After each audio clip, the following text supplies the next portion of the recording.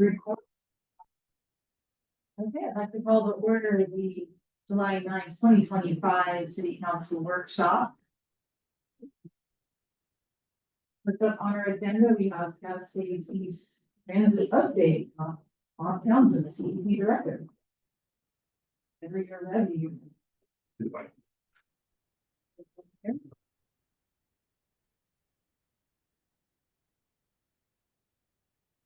It is now. So, okay. Do I need to? You're on. Oh, I'm okay. Perfect. Okay. Okay. People. Bob Townsend, Cascades East Transit Director. Thanks for having me tonight. Just want to give an update of where we're at. Good timing with the operation of the hub starting last week for our bus stops, or not replacing bus stops out here, but a new stop. So wanted to give an update on that and then just some other things I'm happy to answer questions as well. So want to talk about a few of the initiatives that we're doing. Fares is a big topic. Our board's going to vote on fares on August 7th. So I wanted to give a little background to that. Certainly the legislative picture is pretty clear now versus the last couple of weeks of the session. So I can give a little bit of update on how that impacts Cascades East Transit. I'm happy to chime in on all that. And then I just wanted to talk about the future of transit here in Sisters as well. So this is a broad list of some of the initiatives we've had going on since June, and I don't like to check them off as completely done because I want to continue to take credit for the major changes that we've been making. A lot of them are centered on Ben to start with, but anything in the Ben system about expanding routes and things like that has a benefit to every community because it means we can start our rural connectors earlier in the morning than we do right now. So the big thing for us this summer was the Ben fixed route expansion. And since COVID, that's been 7:30 in the morning to 5:30 at night has been the operations. And so we moved that to 6 a.m. to 7:30 p.m. The impacts of that is if you look at our ridership in Ben particularly and basically across Central Oregon, it has been the numbers impact everything, but we are not a commuter-based program. To be a successful transit agency, you have to be commuter-based. You have to be getting people to work. It's not just about, it's certainly our purpose to get people to doctor's appointments, grocery stores, and things like that in the middle of the day. Getting people to work is critical. The example of with the route starting at 7:30 from Hawthorne going out, you really couldn't even get back to Hawthorne until 8, and then if you had to connect the route somewhere else, 8:30 was generally the earliest you get somewhere. If you had to take 2 buses, which is the typical situation in that. And so now with the 6 a.m., for example, I couldn't get to work in a timely fashion before, and now I can ride the bus every day to work and be there at 6:22 if needed. So that's a big deal. Hopefully that will impact our growth. It means, and we haven't made the change now, but the first Sisters route gets to Bend, I think it's 7:40. In time here, we're going to expand that so someone could get to the Hawthorne station and Bend and get to work by 7 as well. If that's their hours, it just opens up the window. And so big news there. With the same thing, we did a big tri-transit week, just really promoting the service. I think we had 2,000 additional riders that week than the week before itself, just from doing a little bit more promotions. Updated Ben fixed routes stop. So new schedules, we're adding benches. Actually, tomorrow our first benches are going in, new shelters, and then the plan is we had some specific funding for city event to do that, but we're trying to add a couple new shelters, new stops, new signage now with our new logo. So as soon as we complete Ben, we'll be moving to our rural routes, including Sisters here. So it's exciting to have new artwork for that and things like that. June 30th, Sisters Hub soft opening. We'll call it. We started or added the additional bus stop at the hub there last Monday. And so, hopefully we'll continue to grow on that. I'm happy to be partners with the city. I'm working with Pacific Press and expanding their use of the hub as well and ours moving forward, but certainly nice to have. July 14th, next Monday, another big startup event is Route 8 in the Northeast. section of Bend that has no service right now, and so it'll be exciting to continue to fill in some spots in Bend that we're missing. Another new route potential later this summer is the Bend to Redmond airport shuttle. The date on that is kind of loose, and we work through some driver issues and bus availability, but that'll be exciting. Have a direct, you can get to the Redmond airport we Bend already through transit services by using the Bend to Redmond, Sisters to Redmond, wherever you land at the Redmond hub, and then go to the airport. And very people like that having a direct route will probably be a bigger impact. And when people ask like, well, why that one versus other ones, that one's going to pay for itself. Right now we have limited funds on what we can expand on, but anything that kind of pays for itself certainly is just around driver availability and buses. So that's the reason that checks those boxes, and we'll talk about that a little bit with fares later. The other big news is that we're going to a transit pass system. It's a phone app, or you'll have a physical card. Our hopes is to push the phone app to most people.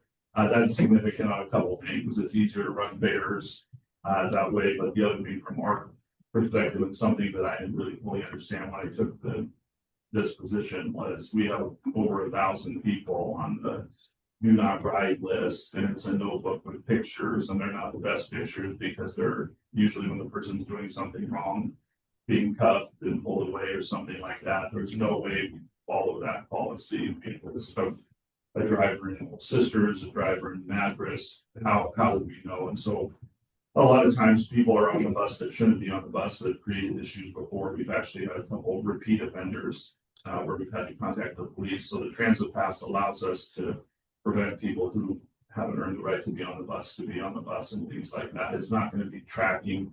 All you need is an email and phone number, or probably just an email. We're not taking data. The only way we would take that is if you wanted a reduced rate. So if you're over the age of 65 and you want the half price reduced rate, yes, you have to submit a picture ID for us to verify. We don't take a copy, we just check it off the list, and your pass now has a reduction. And so that's certainly available, but I know that's a key point around, especially in today's society, around what information we have to get. Really, you just need an email for the most part. But we have a vendor on board now where we should be signing the final contract next week. And so we look for that to be implemented in the next few months, which leads us to fare reintroduction later this fall. And so, in the nation, there's only a handful of transit agencies that don't charge fares, and those are fully subsidized, whether they're on an Indian reservation or certain communities that have different tax bases fully funded. But we should have had fares 4 years ago, just like everybody else, pause 6 months, a year or something, and we still don't. And so fares are valuable for a lot of reasons, certainly their revenue, but they're also for us, they're controlling prices in a free system right now. You can't imagine how many people are taking advantage of our dial ride services and taking away that service from other people. Those rides usually cost us $30 to $40 a ride.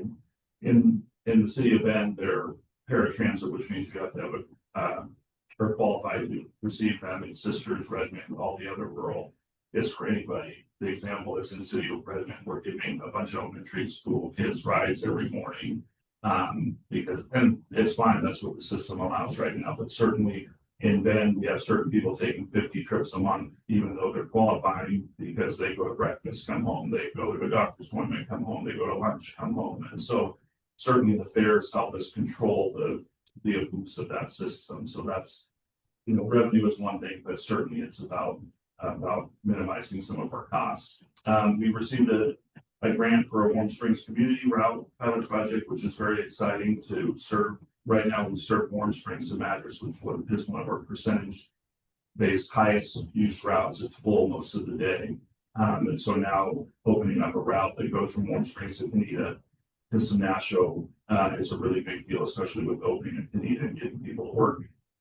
The other big news and really of importance to Sisters here too is the acquisition of the North Hub property in Bend, which is in front of Lowe's. It'll be the future site of a mobility hub, office building, some other social services, and it'll really open up our opportunities to speed up and increase the amount of routes we serve in our to Sisters, Redmond and such, because we'll be able to turn the buses around a lot quicker instead of having to drive all the way to Hawthorne and back, which usually takes round trip another 20-25 minutes depending on the time of day. So we're looking at having final acquisition later this fall.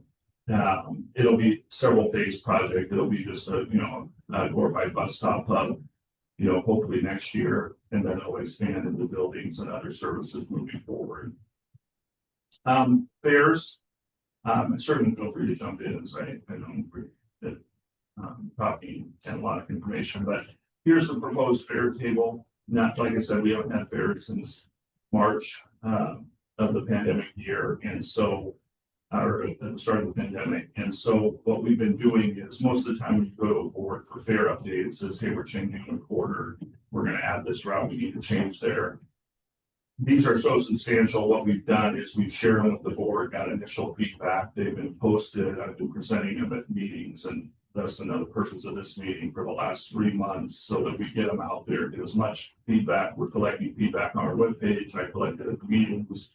We'll present it to the board, excuse me, on August 7th. And then we'll, they'll, they can choose to adjust or whatever, but these are the base rates. And if you remember the tables for the board, there were 7 or 8 zones of different fees and things like that. These are simple. It's $2 for whatever regular trip is in the system, whether you're then fixed community connector, price routes. The difference is dial rides are always double. That's nationwide. Not mandated by law. You can have them lower, but you can only go double on those. Redmond Airport is a unique one. Like I said, the board's only interested in adding that. It pays for itself. That's why it has a unique fee. The rec routes are fixed or adjusted rates because we can't use taxpayer dollars to pay for those type of routes. So they have to pay for themselves. So we adjust them accordingly to ensure that our revenue meets our expenses. So that's where they're unique. But back to what the fixed routes, these are full fixed routes fees, $2 a trip. 75 to 80% of our riders right now qualify for reduced rates, which would be a 50% reduction. So $1 a trip, $3 max daily, $30 monthly pass, $250 annual pass. So again, it's not about the revenue. These, like Ben fixed route, each rider right now, based on our current users, is about $10. It costs us about $10. We're not making up that amount. That's not what subsidized transit is about, but it cuts the cost a little bit and makes sure people aren't using it.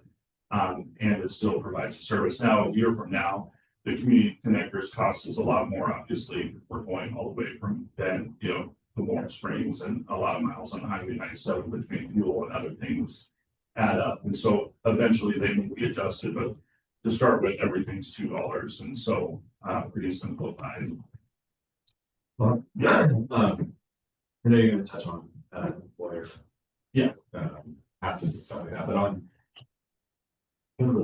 trips, so the daily is 6. Obviously, monthly pass would be the best for a commuter, or even an annual pass. But some agencies, I think, will have a counter there, that's somewhere in between. So if you're going to Sister and go like that, or vice versa, instead of $2 each way, is there a way to have passes, Yeah, so certainly in the future, we're going to add other variables, but with using a vendor and they're taking a percentage of the cut, some of these actually cost us more to implement than the value we get out of them. So in those cases, it's actually better to just be like, it's $2 one way and we'll give you a free on the way back type of thing. And so we're going to be working through some of those. Our board is probably going to get to a $3 a trip type of thing, which then would make the round trip and even like $5 for round trip, which would save money and things like that from the value. So certainly those are discussions. The other thing for us, and as you touched on in the next slide, is certainly the fares are one thing. Our operating budget this next year is around 30 million. Fares, including the rec routes, will generate about 1.5. So it's not a big number, right? It's not nothing either, but what we get a lot of comments on is, well, who should get reduced? How are you going to do some of that stuff? And I don't have all the policy here, but we have reduced, here's a few: age, disability, students, low income, things like that. Group fares are, if you read through those, it's really in group over 10. people, like if a business, if a government entity, if a nonprofit wants to come sign an agreement with us saying, hey, we'll partner with it. And the reason we do that is because we need skin in the game. If we have issues with certain ridership and they're handing out free passes, we want to know who got passes 1 through 10, what in Bethlehem, and hey, we're having trouble, what can you do? It was one of your past people, and things like that. So that's why we want to sign an agreement. But really, if you contact me and want to reduce rate for a group, I'm going to give it to you. We're going to give free passes to people. It's really about, let's get us implemented. You know, the easy one is for students, where I think we're meeting with RPA tomorrow. We want those students to be able to ride the bus. We want them to access their service, and we want lifetime transit riders, right? It doesn't matter if I collect $1 a ride or not. That's not important. Now, at some point, with some of the funding issues, it may be, but that's not the intent at the start. It's really to just get into a system where people feel comfortable. How do they ride the bus? How do we put our pass on? How do we, you know, what is reasonable? Like, hey, I use the bus only this time. I seem like I'm paying more. Okay, well, let's just add a pass for community connectors that's maybe different, or let's just add a pass for men fixture out. So all those, we've written the policy. It's about a 6-page policy, so that may seem complicated, but it has all these variables that are transit directors' purview about giving reductions, doing promotional opportunities, adjusting round trip fares and things like that. This is just really the base model. Transportation bill, I'm sure every local jurisdiction is following it just as much as we were. As it relates to transit for this discussion, the current payroll tax is 0.1%. That stayed the same. And please don't take that I'm taking sides here. I would love to have additional funding, but we have the same amount of funding yesterday as we do a month from now, as we do too. It's just going to grow. Ours is payroll tax base, which already has a cost of living title adjustment because it's costs go up. Generally, payroll goes up, so ours is tied to it. Now, 0.1% only stretches our dollars so much, but just like our case or ODOT, no one cut our budgets, right? It's just a matter of does it cover? CYCCT has been spending well within our means, whether it's our purview or not. Some of it was based on the last couple of years we didn't have enough drivers. You know, we budgeted 45 drivers worth of salary. We only had 30, so you're saving 15 employees a year. Not because we wanted to, but that's just the reality. So our reserves are a little higher than they should be for normal government, but you know, now we're back up to 40 drivers, and that seems to be that we've solved that situation. So I only say that yes, if transportation package would have went through as provided with 0.3% payroll tax instead of 0.1, we'd have reduced service times, and then this is an easy one there right now. They're at 30 minutes in the morning, 45 minutes during the day. When traffic goes up, they would have went down to 15 minutes. We basically would have doubled the amount of buses and people. And then likewise on our community connector routes, we would have, instead of having, you know, 4 to Eagle Sisters or 8 to Redmond, you know, we double those as well. And so,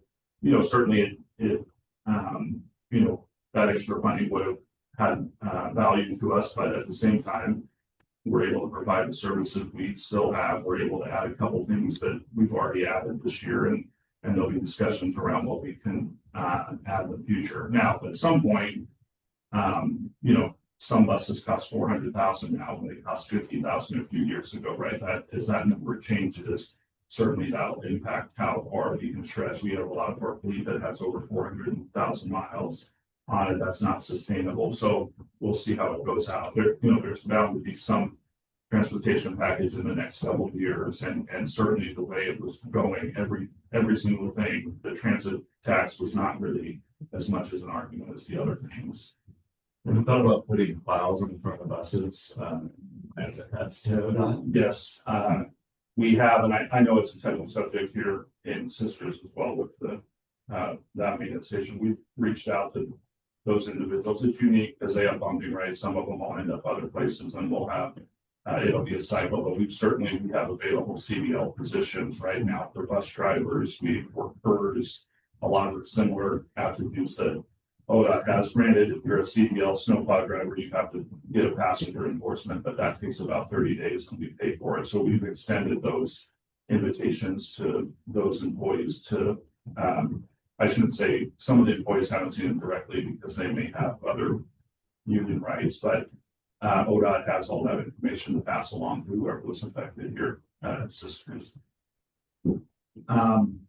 So Transit and Sisters, just some details here. This is our Redmond to Sisters Route 28. We have average about 20 rides per day. The cost of service annual is around $230,000. That's all in. That's administrative, fuel, vehicle, everything. It's $43 per ride. That's a terrible number in the transit world. I'll give you that. But a lot of it is, and it's not a good excuse. And I'm tired of actually saying it myself. Though I've been here just a few months. Is we haven't gotten out of COVID yet, and we needed to. A couple of years ago, we haven't done the outreach that we needed to have growth beyond just like, oh, I hope everything comes back. And so the more ridership we have, that $43 per ride, we go to 40 rides per day, which isn't a lot, that goes down to $21, $22 right off the bat. So we usually want to be around $10 in the transit world, less in fixed routes. And so certainly want to continue to work on that. And how can we do that here? And a lot of it is just outreach, finding partnerships with businesses, with certain riders, and some of them are small items. This example of this one lady wants to ride in Bend, but she would have to, the bus would go by where she works in the morning. She'd get to Hawthorne, have to wait 15 minutes for the next bus and go 15 minutes back. So she would lose 30 minutes. And so with 2 young kids, that just doesn't work. And so we made the adjustment that she just needs to tell the bus driver when she's on the bus, it'll stop at 2 places adjacent to her work. And it's for everyone, it's not just her, obviously, but those little changes that picks up a rider 8 trips a week, right? That's not nothing. And so sometimes with this low riders, it's really about connecting with an individual person here or there on what little minor change is it 15 minutes earlier, maybe that would help out a couple people. And so certainly we need to continue to work on that to get that cost per ride down. The Bend Sisters route, this costs. Back to that line, what's the significance of the red schedules, the red times?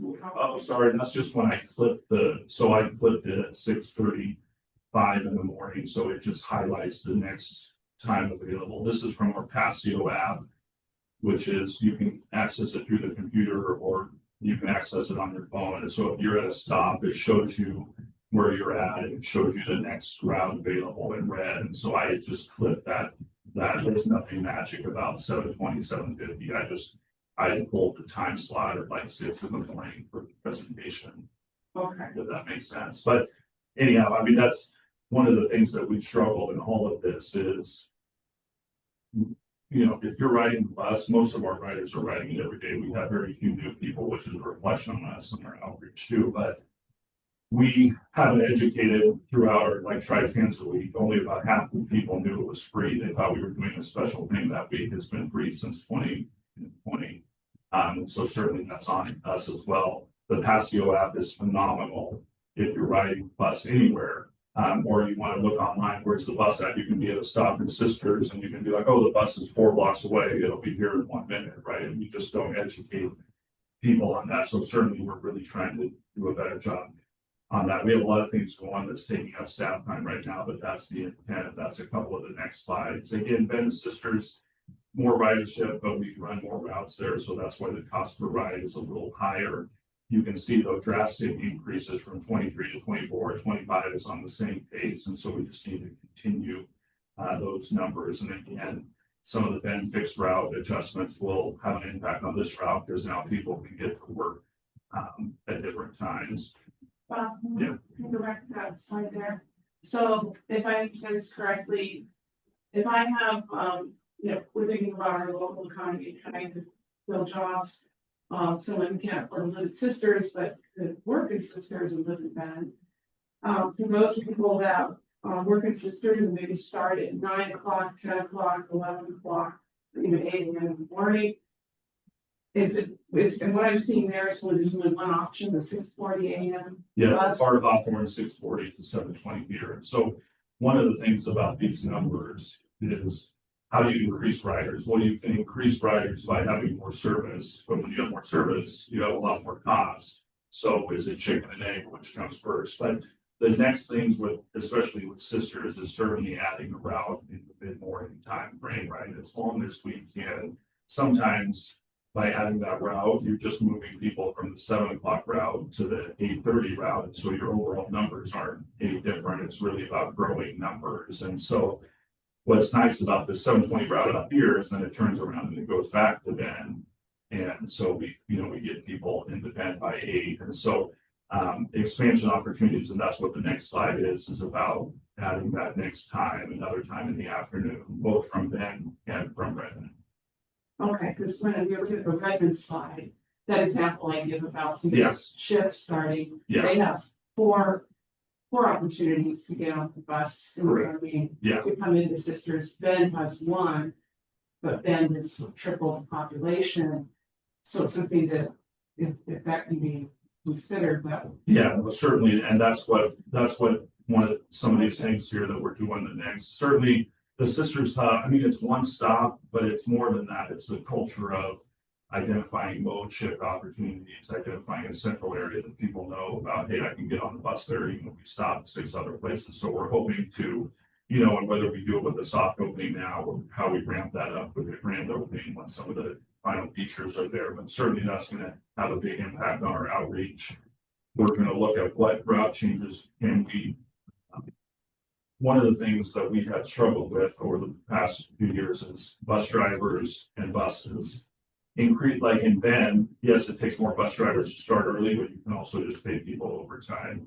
Adding routes in the middle of the day, it's generally the same bus that just stopped somewhere, right? And then that person may be doing something else. But adding a few of those things, yes, they cost more money, but they don't cost double the money because we already have the bus driver, we already have the bus available, it's just not being used. And so some of the things we'll be looking up here is those midday, is the midday routes hardly have any service, right? And they probably have more flexibility because they're not specific to commuter. They're probably doctors and office appointments, visits like that. So should we take that money, move it to more morning routes and things like that? So that's all the items we're looking at this fall. Here you have the question. Okay. One of the things that I noticed on the Redmond route was that the last bus leaves prior to 5 p.m. So are you considering, as you look at these routes, that we look at a little bit later bus heading back so that we have people that work here till 5:15 and live in Redmond, because that's where we're probably pulling a lot of our service workers from, making sure they can get on a bus to get home after they get off their shift? Or did I read that wrong? Yeah, no, that's correct now. And so certainly that's on the table. And why I say, and I don't mean to be soft about what's on the table or not, but what we're doing right now is we're really increasing our outreach. We've hired an additional outreach assistant to spend a lot of time in the field and things, improving it.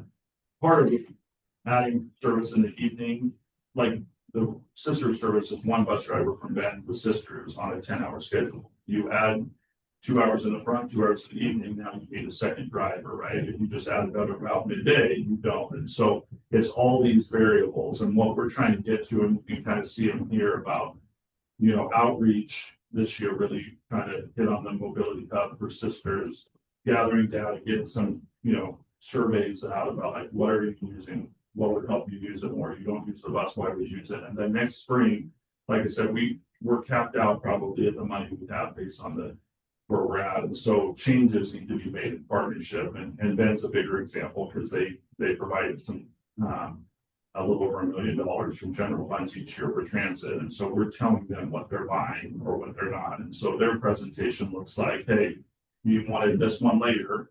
There is no extra money. Your two options are you spend another $300,000, we get an extra bus and we drive her and we can provide that, or we cancel route 7. Right. And so some of those difficult things will be the same here, as there's probably not opportunities to extend everything without something being cut or without additional financial contributions or fare increases, right? And so that's the reality of what we want to get to early next spring, and we come back here and be like, here's what we've seen. We've seen that people want to add it later, but in order to do that, we need to cut a middle of the day one, which is going to make some people upset. Is that, what the city council is, a funding contribution you want to make so we can have everything. Those are the types of decisions, and I apologize that we can't do those now.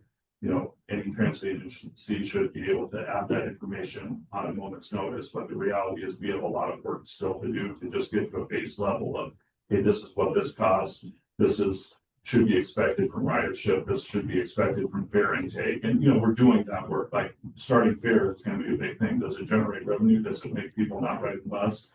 All those pieces of information, does it let us stretch our dollars? And things like that. Does the mobility hub change anything where people are just like, oh, I didn't even know the bus was coming here and I can adjust my schedule accordingly. So it's a big next few months, but my anticipation is I'm back here in the spring and we're talking about, apples to apples, oranges to oranges about, hey, this is what this costs. This is what I have in funding available. What are you guys interested in supporting or helping have you make the decision too? Obviously it has to go through a board, but what we found is, they represent on the board as well, is, hey, Sisters wants this, we think it's a good idea, rubber stamp type of approval. So, again, a lot of things are in the works and I feel really good about the projections we've already been making, or the improvements we've been making the last 6 months. We got a ways to go before we get to those next steps. Well, and I would just say one quick thing, and that is, and then I'll hang up the phone, but I think that your being there is going to be a positive thing for CET. I'm already impressed with some of the actions that have been taken and where we're heading with a lot of this. And I think that for many of our workers in Sisters, the future of employment for them is going to be to have accessible transportation, that they're not having to use an older car with gas at $4 a gallon to drive back and forth every day to Redmond or to Bend. So I appreciate your efforts and I'm looking forward to seeing where we end up about this time next year. Thank you. I appreciate that. And the one thing I did talk on for various reasons is the dial ride or on-demand servicing Sisters was non-qualifying anybody. It's just the taxi service. It has very low usage here. It'll take you anywhere within Sisters for free. You call, you schedule an appointment ahead of time, a day ahead at minimum. A lot of people in Bend and Redmond are, scheduled out a month. Very low usage right now, which is okay because it's running us into the ground. At some point, it's gonna need some more qualifications. We haven't advertised it as much.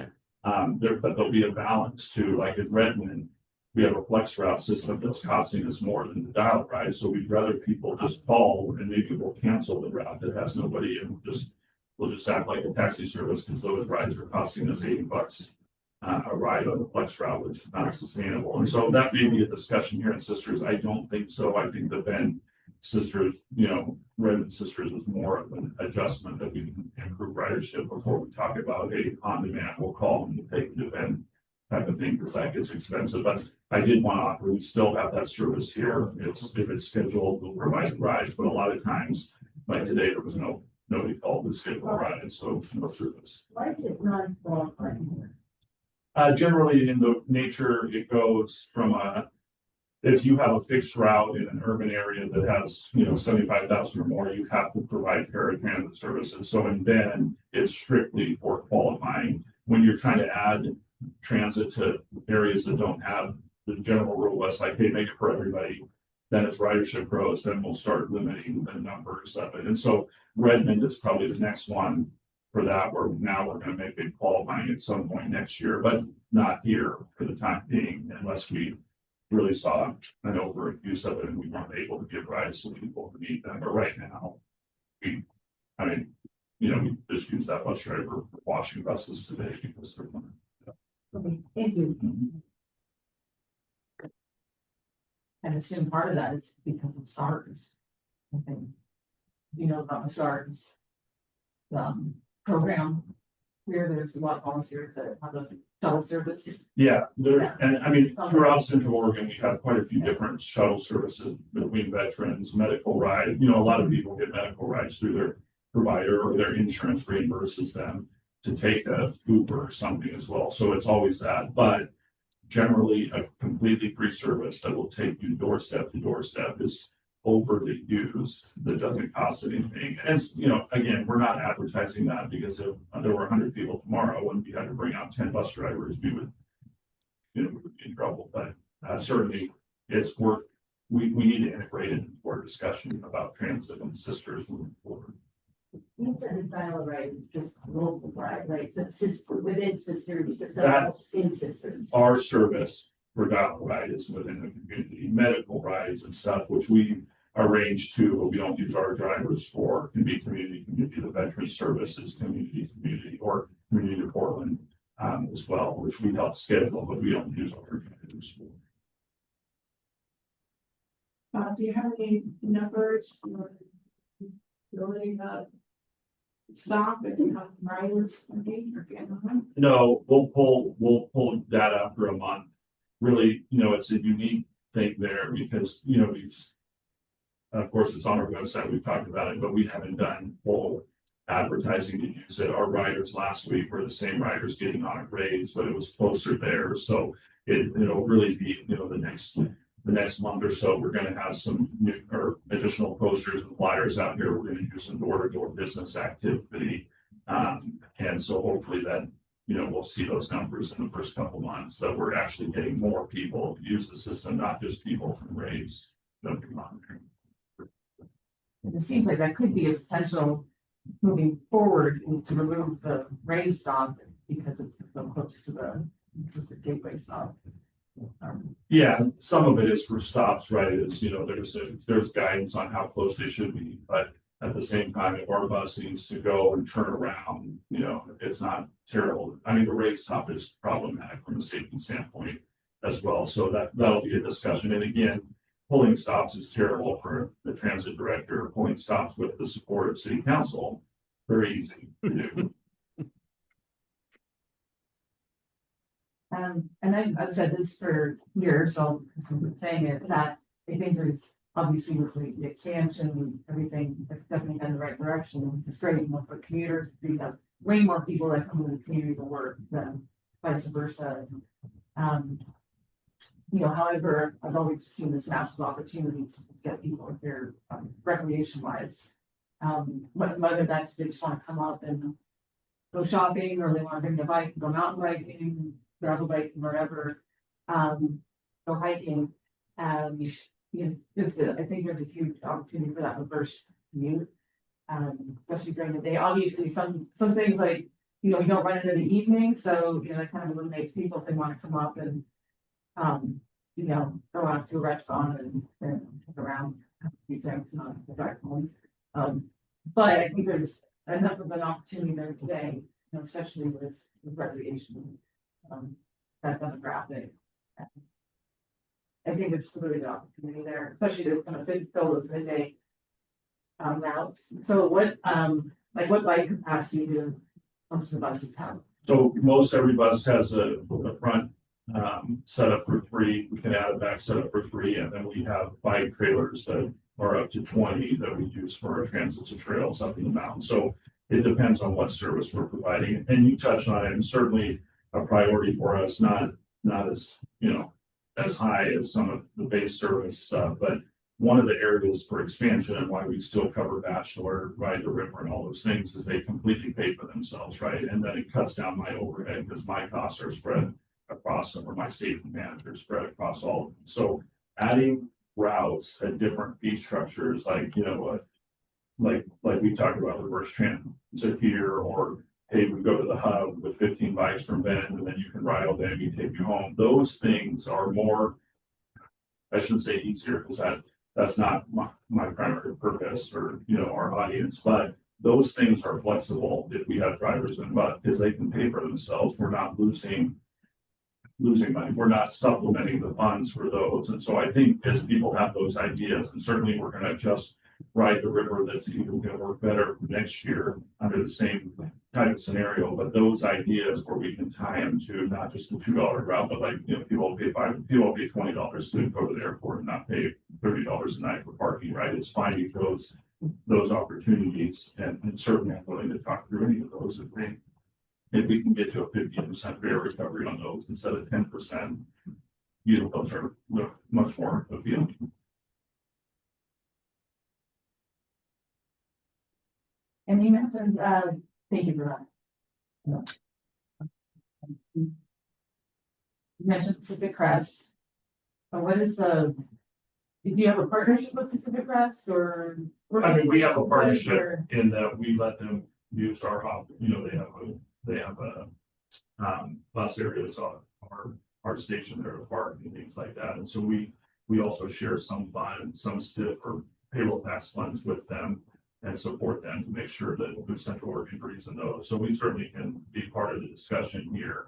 Some of that will be, you know, it's around expectations around overnight parking in the hub, some of these parameters that may impact, because their riders are going to Eugene or Salem, and sometimes are overnight. We're pretty strict on our rules at Hawthorne about no overnight parking. We monitor the community to make sure they're not parking on side streets and things as well, so that'll be a piece that the city really needs to work out before, you know, not that you can't have a pull in there tomorrow and things, it's not like that, but those are some of the factors that come up with adding a service like that or a service stop.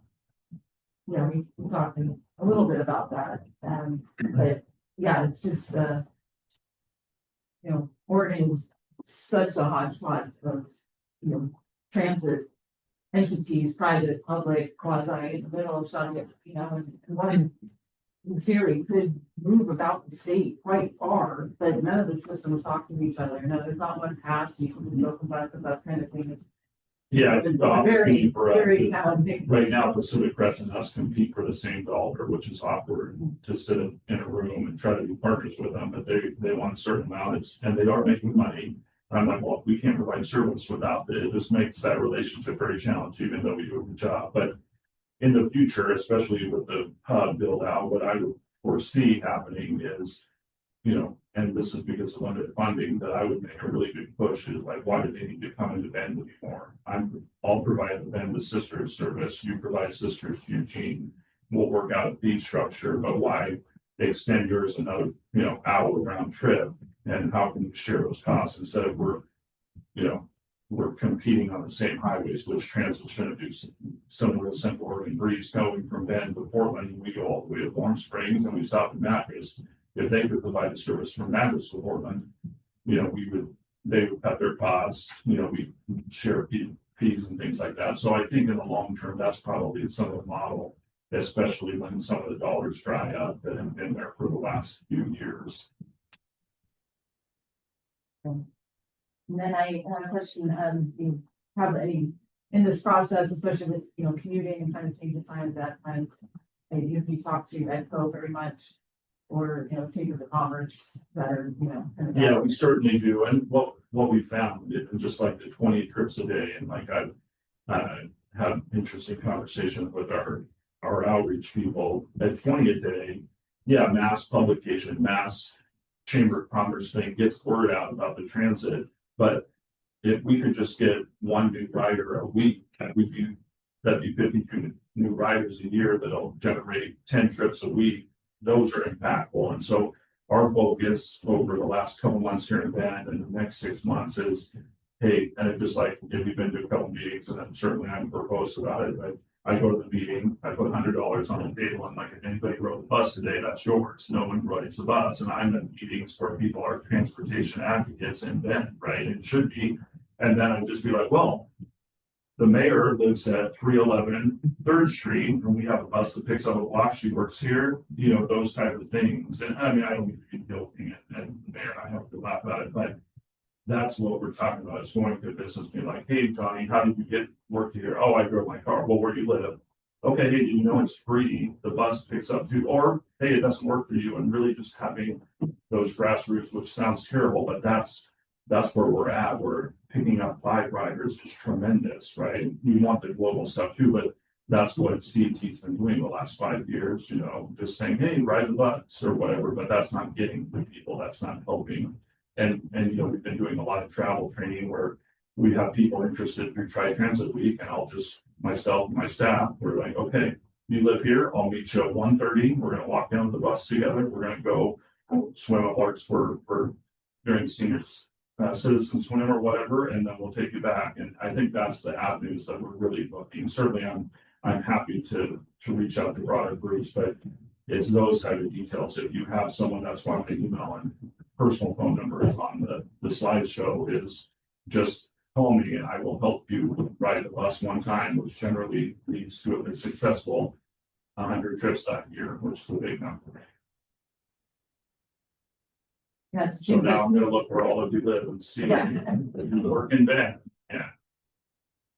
Oh, yeah, it just seems, I think that, again, we have sisters being small physically, and, you know, with your flexibility, you know, if there was an employer or location that was like, hey, it's just also their door, you know, we could act and ride, you know, we have that. Yeah, flexibility. I think that's the thing, that's a perfect point, is if you have any of those opportunities, adding another stop in Sisters is not gonna take us any, you know, we're going from one end of town to another, having to stop here or there. Right, it's no big deal at all, or if it increases the ridership or adjust, I mean, there's some safety aspects where we're stopping, but. Those are, if we need to go a couple of blocks out of service to connect people, if we need to adjust a couple minutes, right now, those times are. They mean something, but they mean something more about like, hey, our driver lives here, it takes them 20 minutes to get here, that bus is available at 7, so let's just start the route.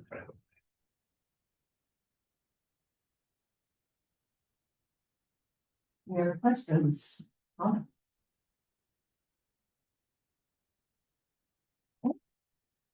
Oh, I think that was really fascinating and informative. Thank you, thanks for having me, I'm happy to come back anytime, but we'll target in the spring for sure, and we'll certainly grand opening around the hub and some other stuff, but. The plan will be to be back in the spring with some data information on what systems I need. Yeah, I think we're really excited to see them leverage the gateway hub as much as. Yeah. Yeah, you know, we put a lot of that effort and a lot of time into it. Love to see it successful. Yeah, I think it opens up tremendous opportunities, of course, you know, not just everything Sisters has to offer, but, you know, coordinated, you know, McKenzie trips and things like that. If we could have a third party vendor be partners, just like Right the River and Bachelor, that's what makes those successful for advertising them. Right. Okay, the next up on our workshop agenda, building hardening code update. Now, Marty.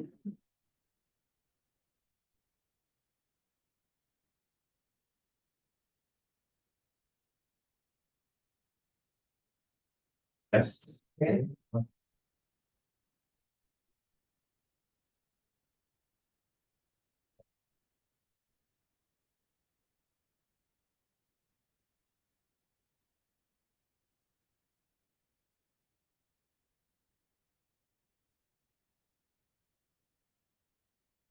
Good evening, Matthew Martin, Principal Planner, City of Sisters. I'm joined here with Krista Appleby, Assistant Building Official with Deschutes County Building Safety Division. Acknowledging that Deschutes County provides building services on behalf of City of Sisters. So she's a partner in administrating our community development and permitting process, as well as joined by Jeff Polar, Fire Marshal with Sisters Camp Sherman Fire District. Recognizing we're a bit compressed for time, we'll try to be efficient, but also acknowledging this is a check-in on our previous discussions regarding building hardening and an update on what our opportunities for addressing and adopting building hardening standards. So I want to acknowledge first, this image on the first slide is from a demonstration with the Insurance Institute Business and Home Safety. This is an ember shower demonstration where they provide and create a wind and ember drift within the simulation. So while it looks like one's on fire, the other side isn't, that's the effect, but you can see some of the embers drifting through the image. But just acknowledging in a clear image what the values of building hardening or creating a more fire resistant structure, the effect it has. So what brings us here is the council's committed goal to wildfire mitigation and community resiliency. First item was implementing the defensible space standards and the development code, and that was achieved in May with the adoption of ordinance 543. So on to the next, and that's adoption of building hardening standards in the municipal code, that being actual building code standards. So that's what brings us here today. This is more of a supplement to the written staff report that I presented in advance of tonight's meeting. I want to give an overview of building hardening, what it is, just as a reminder. Existing city standards, changes to state law that have taken place recently, and what the process would look like for local adoption of building hardening standards, and what it may mean for the development community, and what our next steps may be. Again, building hardening, it's the creation of a more fire resistant and fire resilient structure from the exterior threat, not from the interior, but the exterior. So those events being wildfire and outside of the building as it approaches either proximity to the building or through that timber drift that we discussed. So it's creating or using materials or construction methods that make that structure more fire resistant. So that's from again, fire resistant roofing, siding, and other materials, but also regarding the roof, or excuse me, attic and foundation ventilation, reducing that mesh size to reduce the opportunity for timber penetration. And then other elements that again make it more fire resistant and resilient. So the benefits are that the structure can survive that fire and then be available to the event. And if Jeff, if you have any comments to reinforce that or supplement those comments. I think you're on board looking at the mesh screening for those foundation fans. This picture here also, if you look at the deck, it's elevated off the ground, so there's space underneath that. So to potentially consider some type of screening that would also screen that down to keep members from going underneath the deck or fully enclosing it, doing some type of code for that would help also. And we've seen that improvement in those IVHS demonstrations. Thank you for that. And I think you touched on kind of fire resistant materials, but other building practices in the overhanging projections. That's not allowing open soffits, but rather having those be enclosed so that limits the opportunity for the fire to make its way into the attic space. I suppose I should acknowledge that welcome any comments or questions along the way. So what do we have in the code today? There's two elements, one more general and one more very specific. The first being regarding roofing materials. This is effectively a prohibition of wood shingles or shaped roofs in the city of Sisters. I think this is a county-wide limitation, acknowledging their fire risk. So what the requirement is an alternative that's for more fire resistant. And then secondly, where this interfaces is with the city's local adoption of the statewide building code. So it's very specific in there, and that's going to be our opportunity is to amend that section to adopt any supplemental sections of the statewide building code. So jumping to recent changes to state law. So the state legislature has been active over the last few years in addressing wildfire risk and mitigation measures. In this particular instance, goes back to 2021 when the state legislature adopted Senate Bill 762. That was a comprehensive wildfire mitigation measure. But built into that was an update to the Oregon Residential Specialty Code section R327 to implement more stringent fire resistant building code practices. That provision was specifically tied to the wildfire hazard map and the implementation of that map and the specific designation on that hazard map. But again, this update to the R327 code was adopted, went and provided those specific provisions on what materials and what rating of fire resistant materials they should be and what those other local practices should be. Then we jump to more recent, this last legislative session with the adoption of Senate Bill 83. That primary component of that legislation was to repeal said wildfire hazard map. And so that is no longer in effect. And then in doing so, relationship to the limitation or opportunities to implement R327 are gone.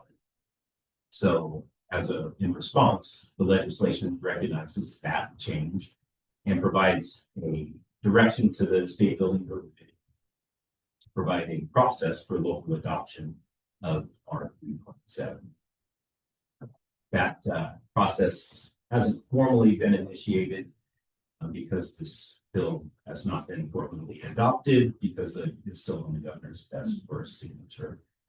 But also want to acknowledge that in the legislation, it states that the implementation of R327 is specific to new buildings and new building construction.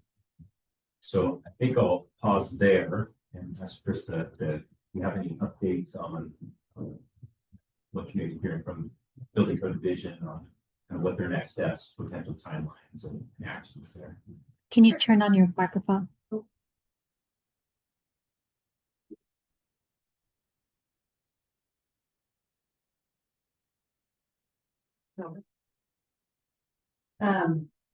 Just this week, I spoke to Eric Barnes, one of the chiefs there, about the status on updates to the scoping language and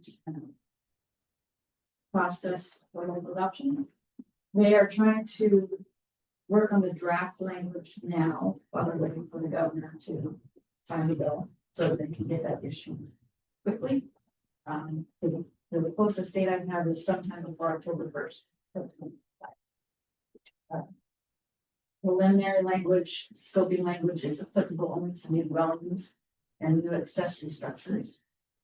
There's a number of exceptions that it would not apply to. It would not apply to repairs, alterations, or additions.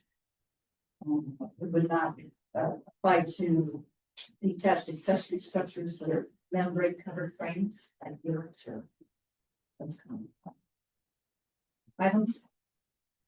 Structures that are already exempt under an ORSS, like or an ORS, sorry. Add structures, endpoint structures, storage structures, dog food structures, those are already exempt from building codes. And we do also have provisions for some non-habitable detached accessory structures that are less than 400 square feet. That R227 will also not be applicable. That's draft language, that's not final. That's just what I'm hearing. So as soon as we see that, come out, I'll report it to them.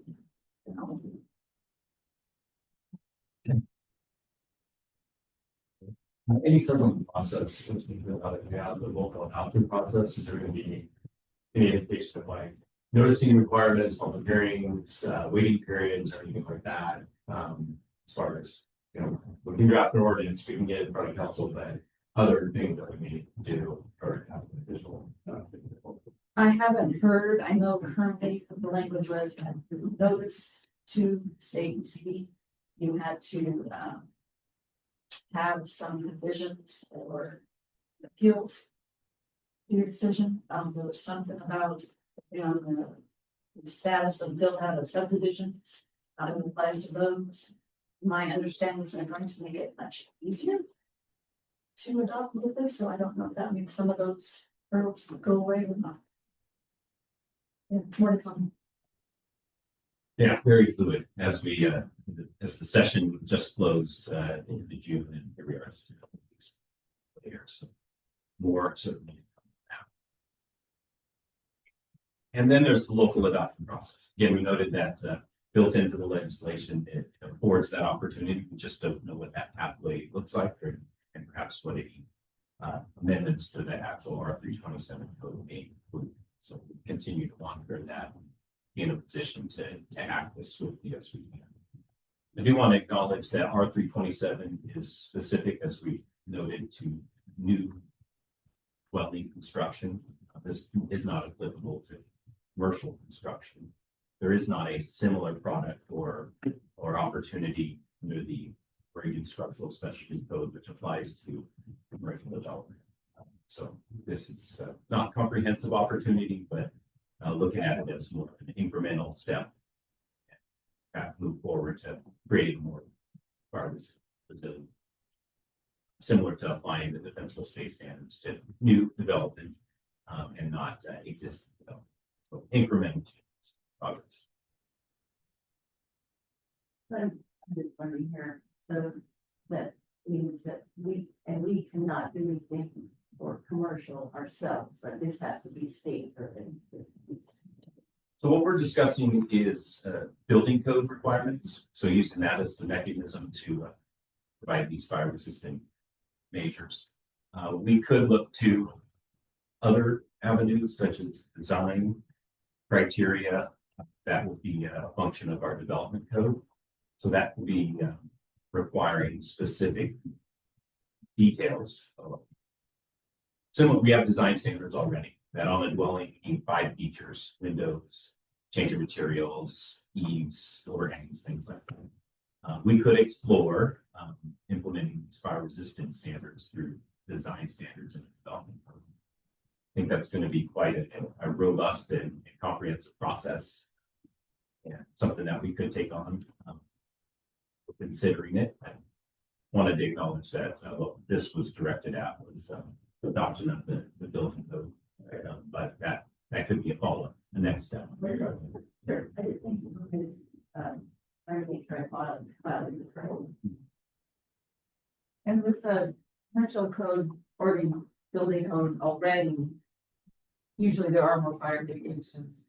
Hurdle, but things that have to be integrated with the building already, right? Where do you feel those are in comparison to where they need to be? Yeah, I'll go first. Okay.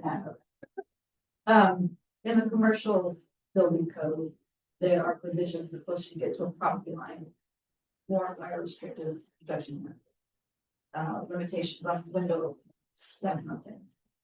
There's not the same requirements that the residential code has, saying you have to use this particular siding, or you have to use it for roof material in the same way that they're not apples to apples, I guess, as far as what the mitigation is.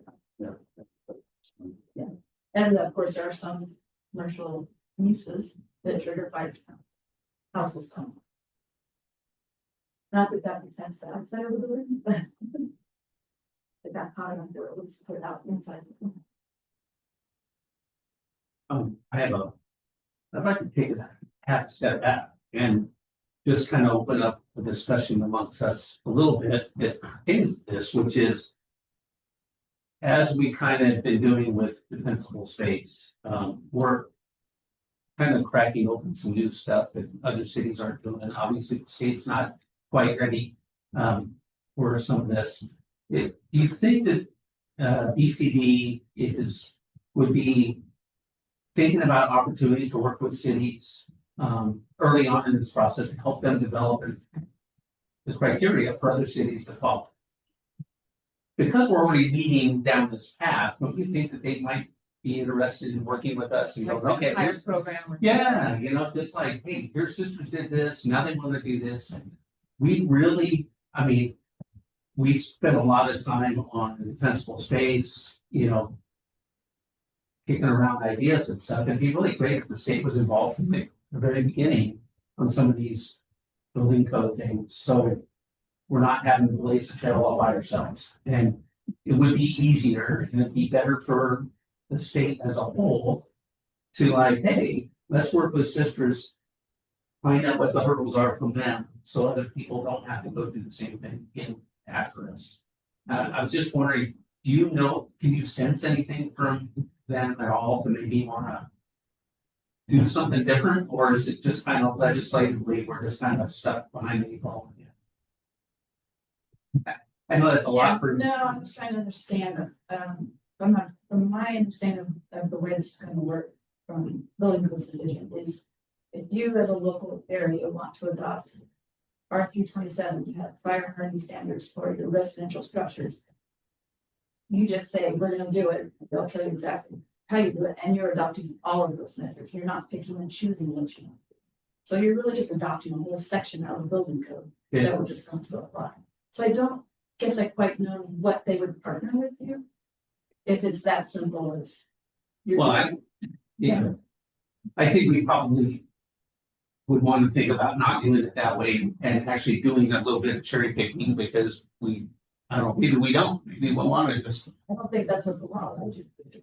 that's kind of where I'm saying. Yeah, so legislators drove that, they said it's all or nothing. Okay, So that's. thank you for that. That's important to know because I just want to, you know, we're talking about going down the step and I just want to make sure we're pretty clear on what we're doing here. From a more of a higher, that just to have a step up before we start flying down the track.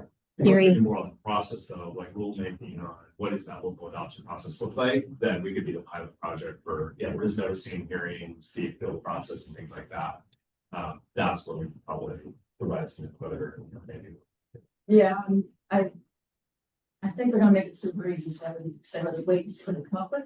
And then if there's issues or headaches, and Gary has a question. Yeah, but my question is related to, I understand that the R 327 doesn't apply to commercial buildings, but we are examining and actually pushing forward the concept of mixed commercial with housing above and commercial space below.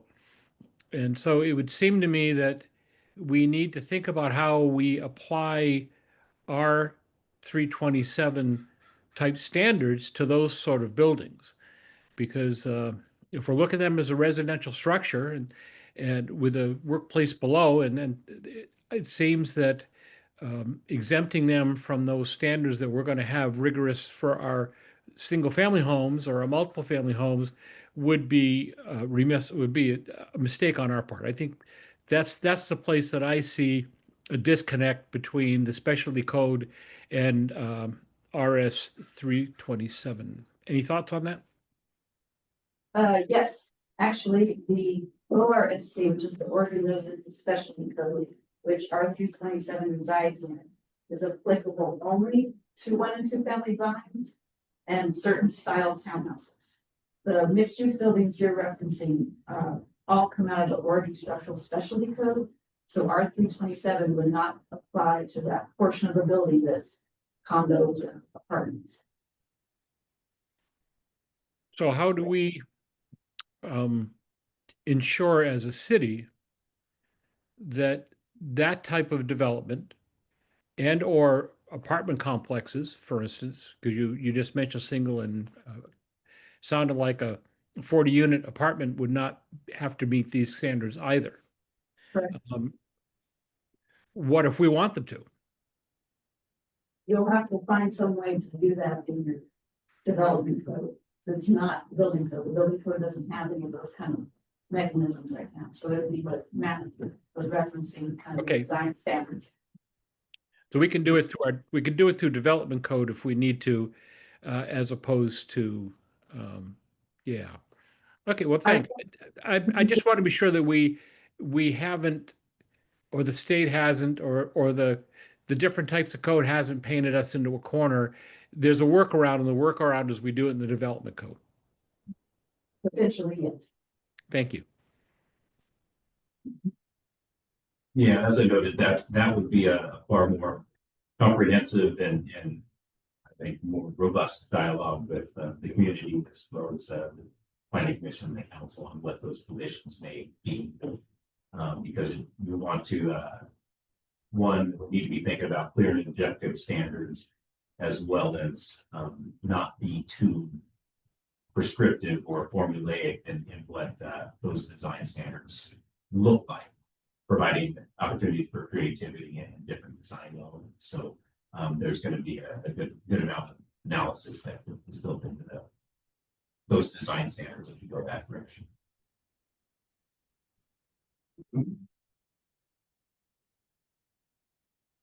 And then did want to note that there are financial implications that should be considered with adopting a more rigorous, higher standard for residential construction. Building Code Division provided a source document that identified an estimate of increase of cost from 2 to 11%, but acknowledging that those costs do vary based on the time and the structure being built. Noting cost of materials and the complexity of the structure. The more windows you have, the larger roof, the larger the structure, the more articulating the structure is, the higher that cost would ultimately be. Just noting that it's within that threshold of 2 to 11%. And did want to also acknowledge, and Krista, from your plan examiner experiences, that seeing that many products and construction that comes through today previously do adopt and implement many of these fire resistant measures, both either from longevity of the material, recognition of the fire resistance, or the aesthetic. So those are in many cases already being adopted for inclusion in buildings.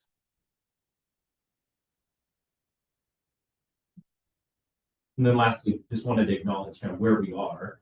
We've already noted that we'll continue to monitor that process development and any potential amendments to the building code. And along the way, we'll continue to position ourselves to be ready for adoption when that time comes and that process is established. So before that. So sometime before October. So we're in a position to take action by this fall. And I think our next visit, depending on the complexity of the process or the changes, we may be likely coming back for public hearing for the adoption of that associated ordinance. So I'll leave it at that. What do we do in the meantime? I guess. Nothing. We as staff will continue to prepare for that, prepare ordinances, documents, and coordinate with Deschutes County as well as building code division as needed and be ready to adopt as quickly as possible. I'm hearing there's potential interest in addressing other built environments, if it's commercial projects, additions, or other opportunities to implement fire resistance through design standards. So they continue to coordinate and identify when and how to address it. Yeah, I'm interested in reading it before I start thinking about what would come next, like, actually seeing what they come out with. Yeah, noting again that this is we're viewing this as more of an incremental process that will get a step towards new dwellings. Okay, we check that off, and where's the remaining opportunities and interests in addressing fire resistance.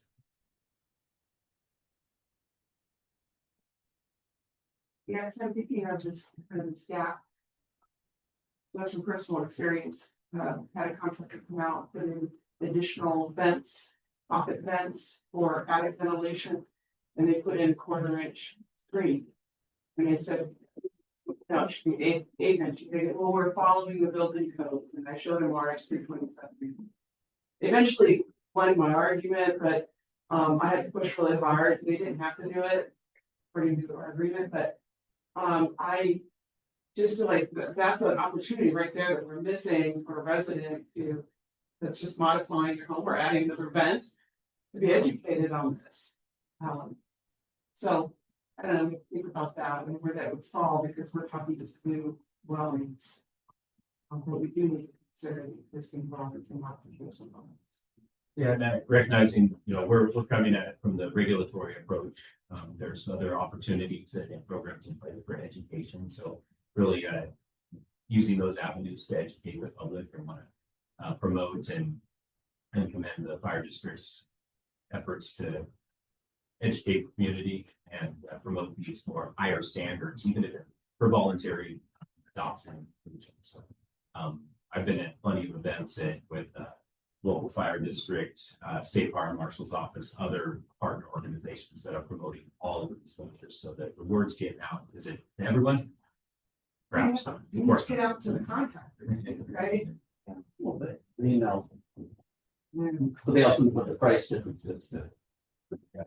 And to wrap up, but I did have a question. Can you describe our 327 and the use in county code, like the use in the Westside transit and that one? Okay, well, I wonder if you.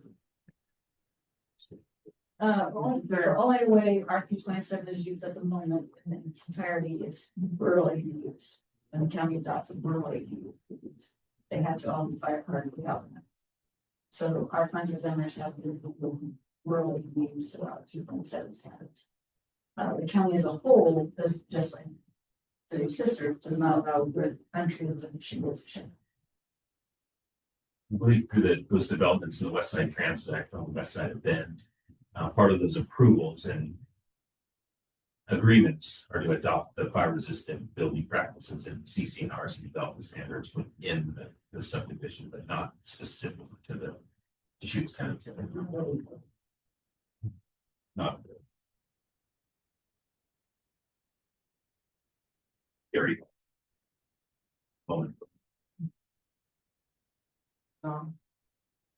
Gary, did you want to ask a question?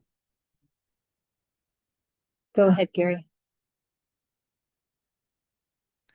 Yeah, I think it was answered in the last 30 seconds, but I just want to be sure that I heard it right.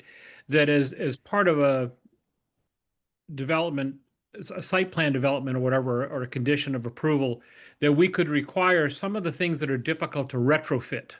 For instance, the 1/4-inch screening, which was mentioned earlier, requiring that 1/8-inch screening in both of those vent locations as part of the construction could be put in as a condition of approval for a subdivision in the CCNRs? I think we would need to explore what our opportunities in the current development code are or what needs to be amended. I can't think of where we can apply a condition without some justification. So I think we need to audit the code and see where those opportunities are or are not. And Yeah, I would like that.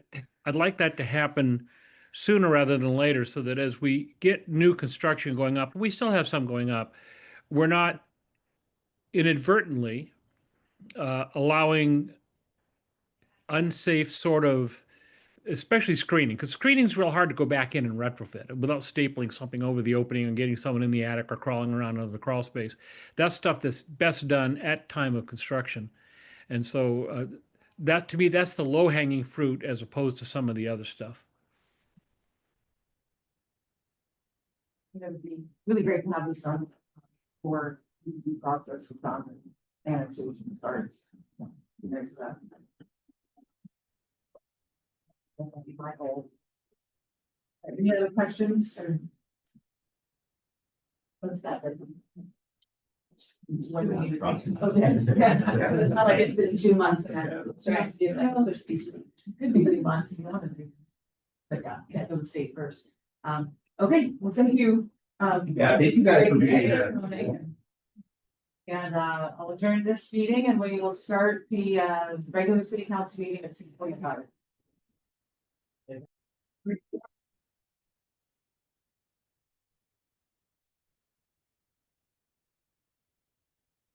All right, I'd like to call to order the July 9th, 2025 regular city council meeting. Please join me in a pledge of allegiance.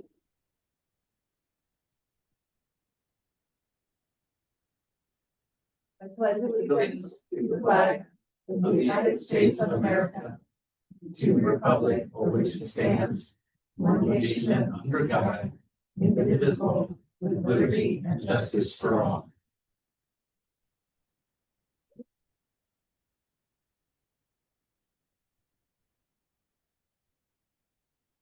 Roll call, please. Mayor Lutz, Here. Council President McDougal, Here.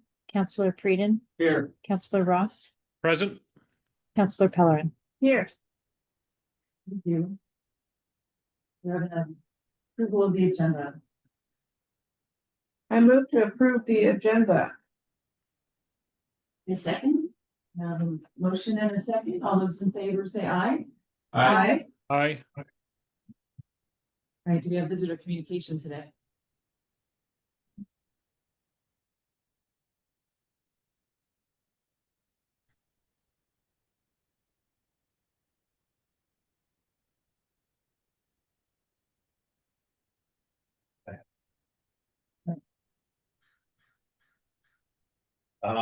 Hi, my name is John Halen. I'm from Bend, or I live in Bend.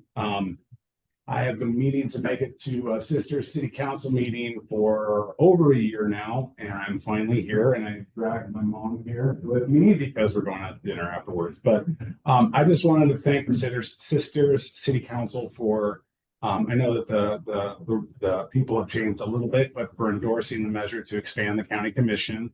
I really appreciate the support that I got for that. And I just wanted to thank you for being proactive about fire and housing in our community. So thank you very much. Can you spell your name for me on there? Thanks. Don, you're gonna eat dinner in Sisters, right? Of course. Better hurry up, everybody's closing down. Yeah.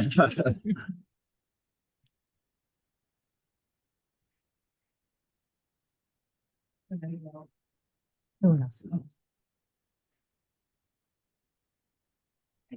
I got So, the consent agenda. I moved to approve the consent agenda. Motion and a second, all those in favor say aye. Aye. Thank you. Improvement contract for Westside Pumpstation and Albert Agnew will walk us through that. Got the project manager. What's the title? Capital project manager. Okay, we got project or projects. Project manager overseeing multiple projects. That's not lowercase. No, it's up. Depends who you are, I guess. And operations manager. So, Okay. yep.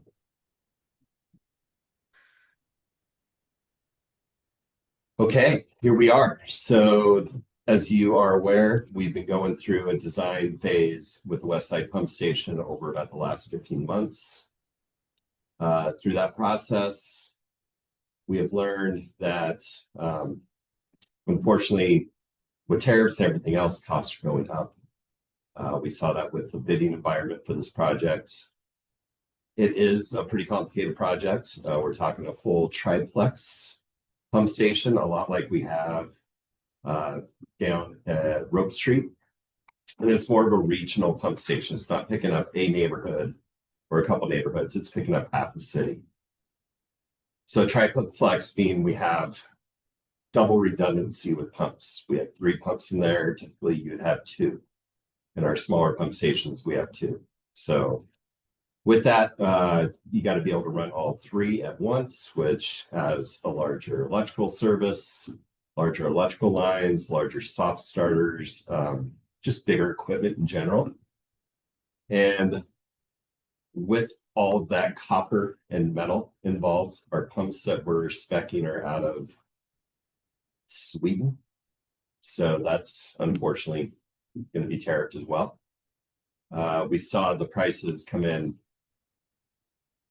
Our engineer estimate was 2.6 to 2.9. This came in pretty close to 2.9. From what we understand, talking to the contractors at Delta, they put in tariff protection. So that's where we're at. But even with that number, we had our engineer and legal review the bid. They were fine with it. They recommended approval. There was a protest from the second lowest bidder, next lowest bidder, just on a couple of informalities with Rickenbach Construction's bid, like resumes for their project managers, things that were able to be produced and handed in after the bid date. So our engineer and legal were comfortable with going ahead and denying that protest and awarding the bid to Rickenbach. So that's what we're here for you all today. This not only includes the pump station in a CMU split face block building, metal roof, black fence, privacy fence that's going to tie in because it's right at the corner of the Forest Service property on Pine Street. And it'll basically be seamless and it'll finish off that corner. They gave us a little 50 by 50 chunk. And then when it's done, that fence going around will make it look like a 90-degree corner. So it also includes a 4,500 foot, almost a mile long, 8-inch pressure main that runs from the pump station up Pine Street. It'll run on the west side of Pine Street And we'll bore under the highway, so it'll be a bore pit on either side of the highway. Just down from Snow Cap on one side and just past the first driveway to the south of Space Age gas station. So access will still be maintained. There will be flagging portions, but we have enough room in there that we can squeeze down. You can still get 2 lanes around the contractor and let them do their work. So with that, we're looking at doing the pump station work starting probably into this month, and that'll continue. It takes a while because there's so many subcontractors with these projects. It'll be well into the spring before that's done. We are not going to start the force main installation until after Labor Day, obviously. And then hopefully get through September and October before they actually do the bore pit on each side of the highway and do the highway crossing.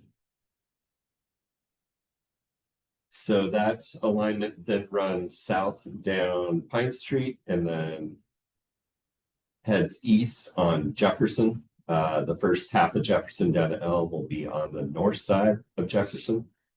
And then just due to our existing water alignment, we have to cut across Jefferson and then we'll run down the south side on the east side of Elm Street down to where we're going to tie into our 12-inch force main at Locust in the corner of Jefferson. So a lot of work, a lot of interaction with the public and our local citizens with detours. It's a quieter part of town, so we don't expect delays or a lot of flagging, but we will be detouring and doing block by block closures and working with residents and the fire department, obviously on access during that time. So in a nutshell, that's it. We're happy to answer any questions. Well, I have a learning question here.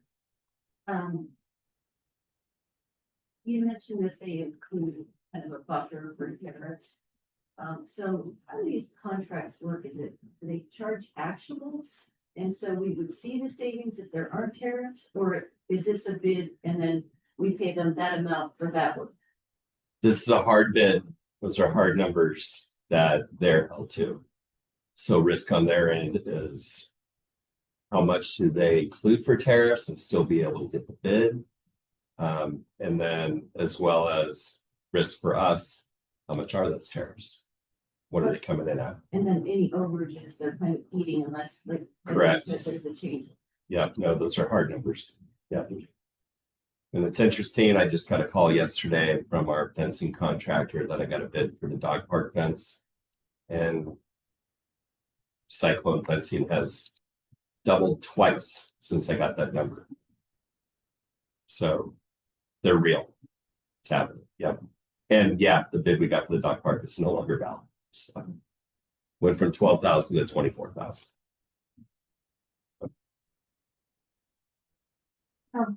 Has the city worked with Rickabaugh before? We have worked with Rickabaugh, him being on or them being on the private side. They did all the infrastructure for McKinsey Meadows.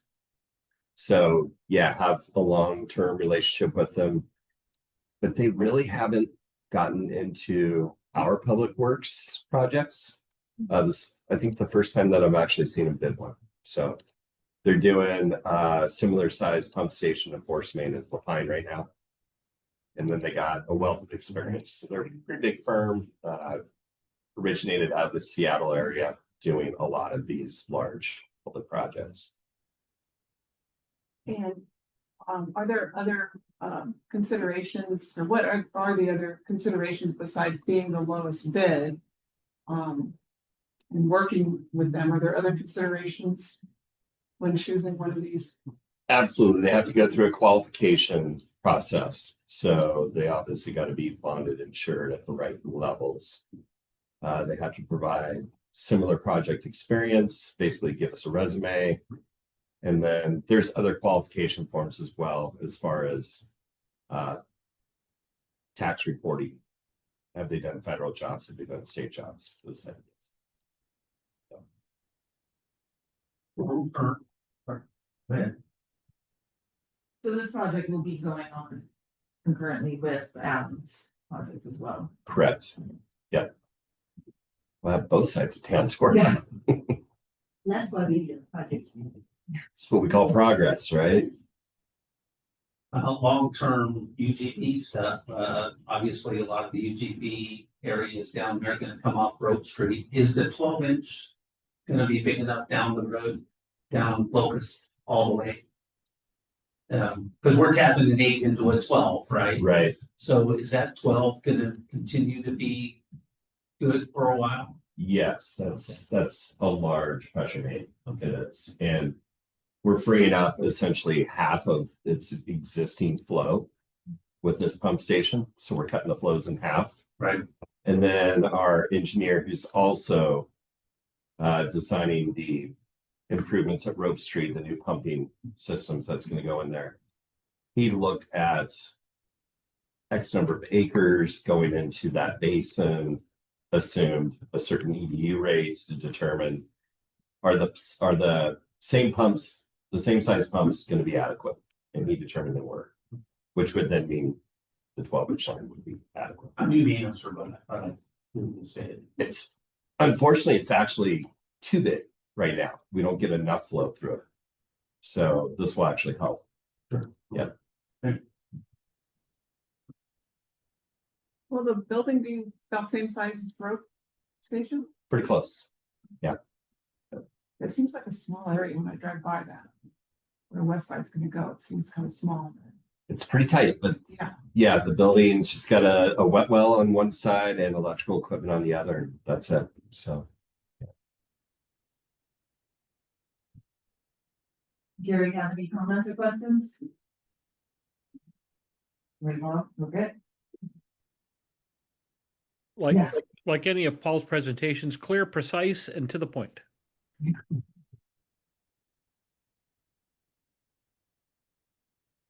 I have a motion?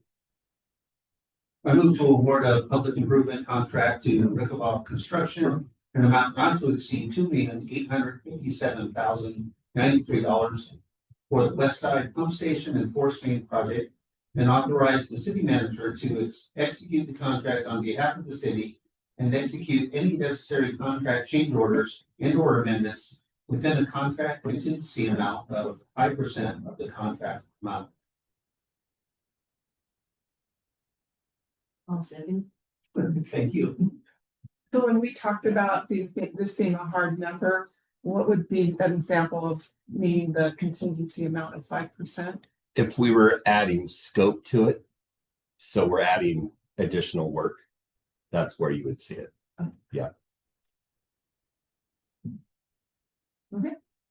Very pretty good, all right.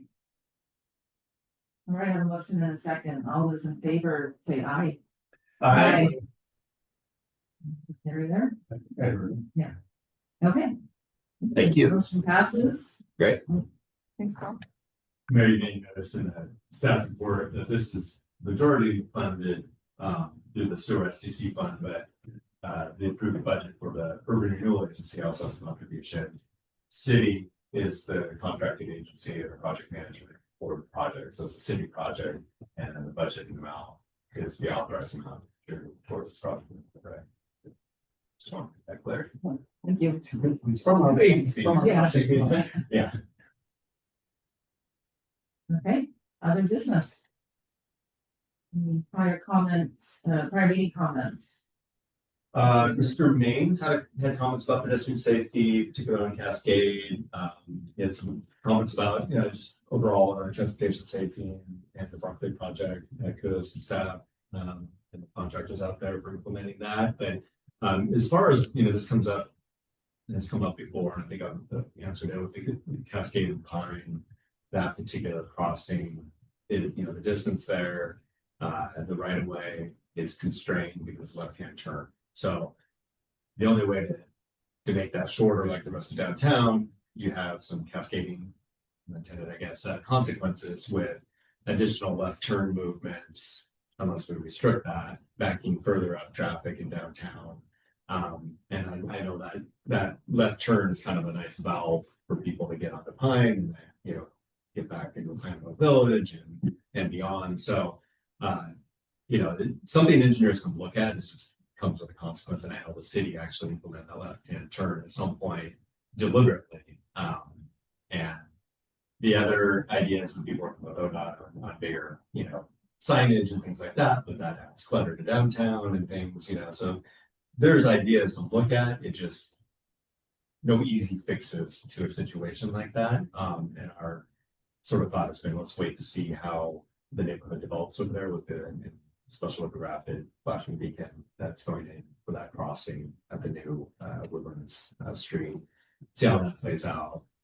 And kind of, see what else we can do with ODOT, especially safety in downtown. But that's the story there on that particular intersection. And I think that was it for comments on it. Just roll on to staff updates. Sure. Okay. Talked a little bit earlier tonight about with you guys before the meeting on this week is the Oregon City Managers Association Conference. It's nice and local and band, so didn't have to travel for it around the state, but some great sessions going on. One thing I also want to mention is I will be hosting a tour here to show off our downtown, which is always a hit for folks that come to Sisters and stare at downtown. In particular, we're going to go to what I believe they're calling the hub now, C4C. So Kellen agreed to meet with us there and talk about what they're doing. Of course, we'll talk about the city's investments in downtown at First Street Park and the private development like the bar, and then hear from Cascade Distillery on their plans, what they have in store. So When does that happen? tomorrow at I think 3:30 is when the bus will arrive. Probably is a long time, like, Yeah. I was dressing up. Yeah. Yeah. Last week I met with Republic and the Circular Action Alliance to continue our discussions about the recycling center and the Pro Depot and funding. Numbers continue to move and things like that. So Republic still needs to update and plug in new information on their pro formas about the recycling center, what it costs, what the reimbursements will be for adding services there, and then also input numbers into the glass curbside recycling pro formas as well, so that we can come to you, I think in September, and have some clear information about here's the choices in front of you. Ideally, because we are now, the Recycling Modernization Act is now implemented as of July 1. They're rolling this out across the states with implementing the new pro depots that are taking, new materials to recycle. They said that Central Oregon is looking at sometime this fall for rolling that out. So we kind of have a decision point September, October on whether we want to have a RMA Pro Depot here at Sisters, or the county is 100% ready to go at their transfer station. So we want to just make sure you have all the information to make that decision. Feel good about it. So that's something that we've been working on. George, just on the topic of the public, excuse me. Yeah. So it sounded like possibly everybody got the letter notifying you of an increase to the trash pickup, and it was addressed to Lapine residents, and it was the wrong rate increase. I have not seen a correction from Republic yet. Have they said anything to you about? I'm notified of that. I did not hear. I did see a correction though. I don't know if that it might not have gone out globally, but I saw that in my personal account. An email saying we're sorry, and didn't have the correct information. It just said some incorrect information went out. I wonder if the Lapine numbers were sent to every customer in Central Oregon. That might be the case. But yeah, I'm surprised they haven't followed up with. So I'll follow up with them again, saying wrong numbers went out. Can you send the right numbers out to people this time? Okay, thank you. Yeah. They, Grant application, the application period is now open. That closes July 31st. As of today, how many applications? 3. 3. Okay, well, plenty of time. I'm sure we'll get plenty of We'll get them all on the 30th. Yeah. And then finally, I'm sure maybe the mayor and councilors will touch on this too, but the legislative update session is over. As you know, the transportation package was not passed. That was an entertaining night to watch if you for Friday night watching that happen. But there is a strong potential for a short session. All the whispers and rumors that may happen. Really is a summer or so. The reason I bring it up is if you read the press release and then the information that LLC sent out, Sisters is on the list for guidance. And I think we'll work to get more information about what exactly that means, but we know at a minimum it's closing the operations yard here, Sisters. So that's real impacts for our community, and I think we need to understand what we're talking about in terms of jobs. Bob mentioned they've already started outreach to them about CDL drivers and stuff, which is great, but we'd love to see folks actually, maintaining our roads and plowing our roads and graveling and doing some of this as well. So I just say stay tuned for this summer to maybe another opportunity to provide input on the process about what city needs are, but also how important adequate maintenance is for a town that has 3 state highways. ODOT should just give us time. That's what we. Or what you ask for. We go on a little time. Quick Yeah. question. Yeah, Gary, go ahead. Yeah, was I the only one that was contacted? I told her no by Isabella. No, I did not respond to that. And I was, and I told her. Okay, And I did a Zoom interview with not her, but Tracy Tuesday. just wanted to know when they show up as the way they do that is asking you personally, and that always bothers me a little bit. Just a quick thing, Jordan, before I forget, when related to Republic, they have the ability to send email blasts out. I get them whenever they're going to be 20 minutes late or an hour late or 2 hours late. It seems to me they could do an email blast to all of the customers, or text blast, at least to all the customers and sisters, to let them know that the wrong rates were sent and the correct rates will be sent. I sure like to see them take a more proactive stand on this. It's not the first time that they've sent us the wrong information. And it always seems to be, oh, well, we've taken care of it, it won't happen again. Well, then it does. So it seems to me to be pretty simple to know what zip code you're sending something to, but maybe I don't understand trash service. Every time I think I can't be disappointed more, I get disappointed more. That's just how I feel about those guys. And we brought Me up too. better communication when they were here. Was important. We needed it. The contract is awful. We should hold them to the 3%. Yeah. Maybe we deduct 1% for every time they screw up. Performance contract, yeah. It was a contract. Yeah. Anyway, sorry. Keep going. Yeah, any questions for me or any more on the legislative stuff? I think I sent an update about that. The other thing that did not happen was any revisions to the transit lodging tax. I know we didn't weigh in on that, but that was, another hotly tested item that did not make it through. Recreational immunity did, which is always a good thing. Should have been fixed years ago, but finally got a permanent fix to making sure that we're not held liable for people that recreate at their own risk in city parks and trails and things like that. But otherwise, probably not a lot of action for cities this session after all that, after a record number of bills. It was a lot of them. And the repealed wildfire maps, yes. And that actually turns out to be okay for us, a city community like us that are charging ahead regardless of that designation. But other than that, not a lot of highlights to really. And then, if no questions, I'll let staff jump in. Scott with media development, you either come up to the podium or you have a microphone. So everything's going pretty well in CDD.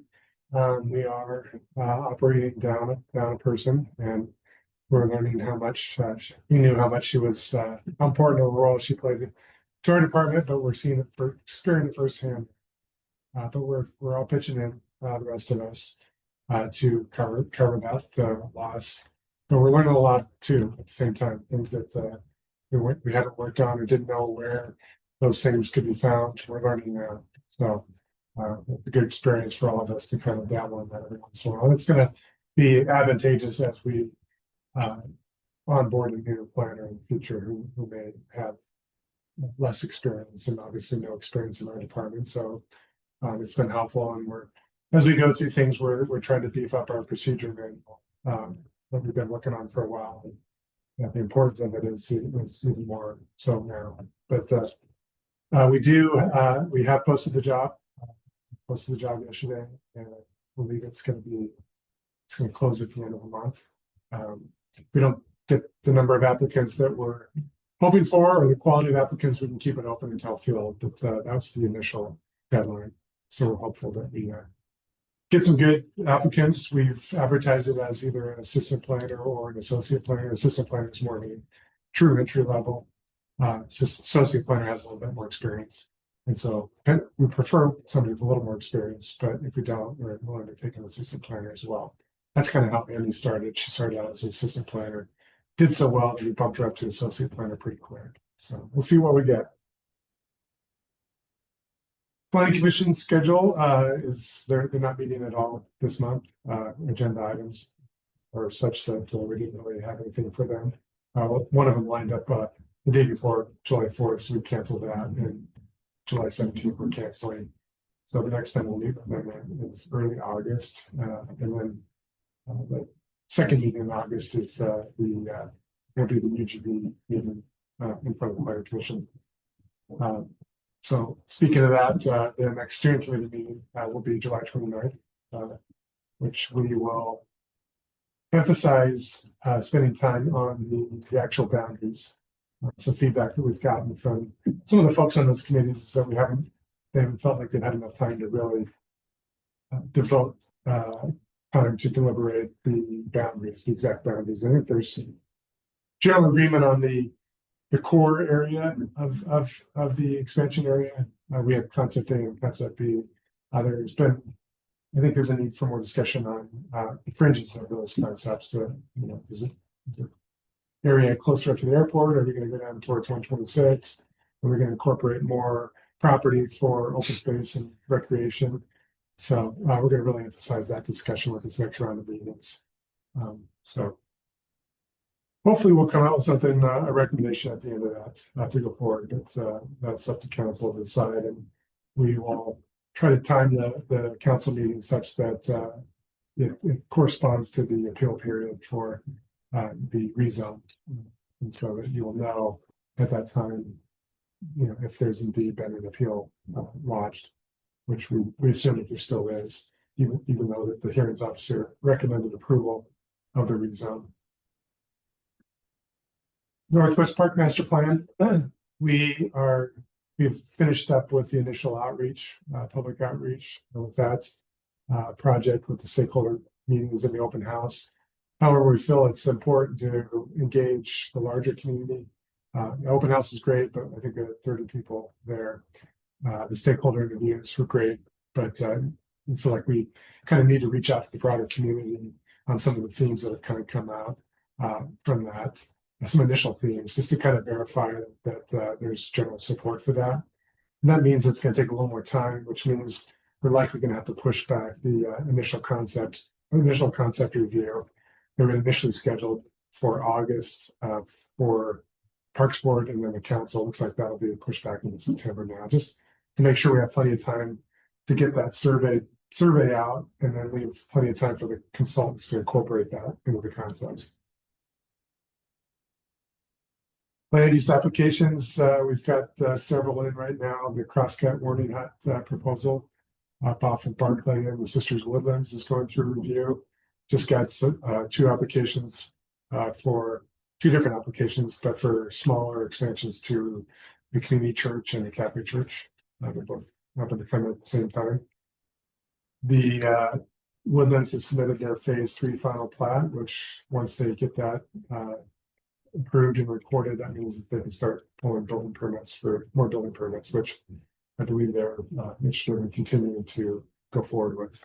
And that'll coincide with the opening up of as Jordan was mentioning, the access point to Highway 20, the Sisters Park Drive extension to Highway 20. Coincide with that. Looking at coming back to council with a workshop in October to start looking at the changes to the design standards that we talked about at the last meeting. We'll start exploring exactly what those are. We got some good feedback from you all at the last meeting, and we'll try to incorporate that into some proposed code amendments, which you guys can tell us if we're on the right track or not. We're scheduling workshops out about October right now, so that's just happens to be the time that we can get it back to you. Building permits, we're still seeing building permits. Large Commons is interested in submitting permits for the Large Commons Sisters Habitat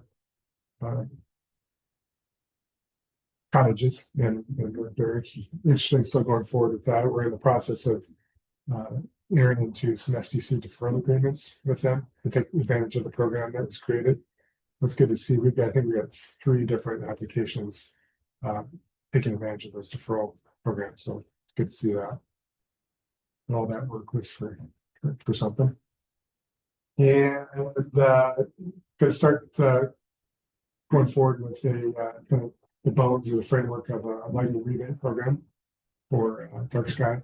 Found a program that was down in Truckee, California, that was able to contact and kind of see how it went, and got some good feedback and some good pointers so that we can kind of use it to structure ours. So I think we'll get it kind of structured out a little bit and bring it back to council for some review to get it going. We give you permission to trade the principal street standards for value rebate schemes. So you need to trade standards with Truckee or another community. Please feel free to do that. It's true. There's a market for that. That's good. Yeah. That's about it. Any questions? Now, at what point do we, or does ODOT, since it's their highway, with that opening up there from Woodlands next to the Maker Station, I think 35 is going to end up being too fast to go through there. Is there going to be consideration of lowering that miles per hour through that area sooner rather than later? And I think that'll certainly help with people speeding up in front of Snow Gap leaving town, and I think that'll help people coming in around that corner and slow them down. If we can, when we get to the ODOT stage and we're talking to them about other things, we should definitely always keep bringing that up and saying, hey, we'd like to slow traffic coming in from the roundabout, because right now people come flying through the roundabout and they're not slowing down very much, and they don't even slow down really at the 20 sign. They're coming around that corner fast. And I think once that opening comes in and cars are not going to be able to behave, it's going to be right in, right out on both sides of the street, right? Yeah, I think probably request a speed study. Right off of that, right? Yeah, isotopes or something to get speed counts and things like that. But I think once the improvements are in, then I would be exactly doing it, right? Yeah. As soon as it's done, let's just make sure we're on that. I mean, as a team, as a city. So, good, thanks. And also, the east side of town too, that was kind of part of that package of, we'll do the speed study once the roundabout's done, so people aren't flying into town at 60 miles an hour. Actually, they're crawling in pretty slow on Sunday afternoon. Yeah. So, yeah, that's the outside of traffic. All right, I think that's good. Thank you. Okay, thanks, Doug. thank you. All right, Jackson.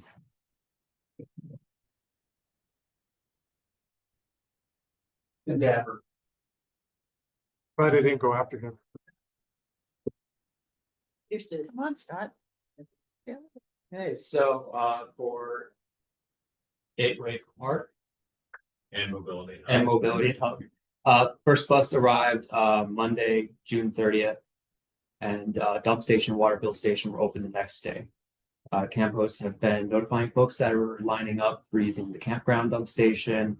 And they're reporting excitement from those folks. So I think so far so good. For the Barclay, the intersection with Locust, we did have to adjust the pylons and dirt curb there. Sisters Camp Sherman ran their fire engine through there and said it was a lot easier to handle. So I'm sure that will please quite a few folks that have trailers and RVs north of town. Street lighting has been installed and minor landscape repairs are being performed in front of Sister Storage where that sod meets the sidewalk. But other than that, substantial completion on Barclay.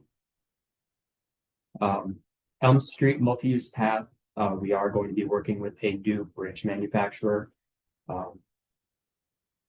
Communications kind of broke down with the other manufacturer. They weren't responding to us. So we're just moving forward with a different manufacturer.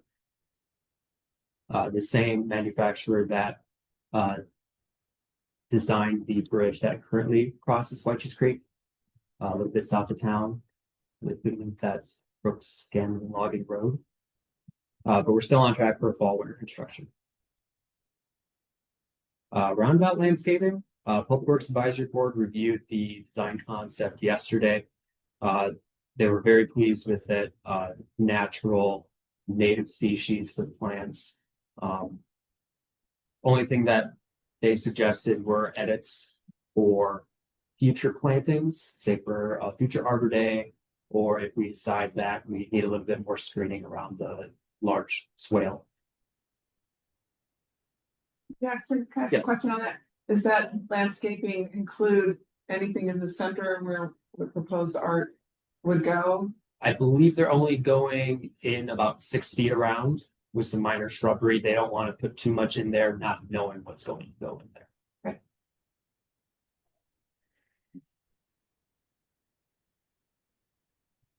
As far as events, we will have quilt show on Saturday. Hood will be closed to east-west traffic from Pine to Larch.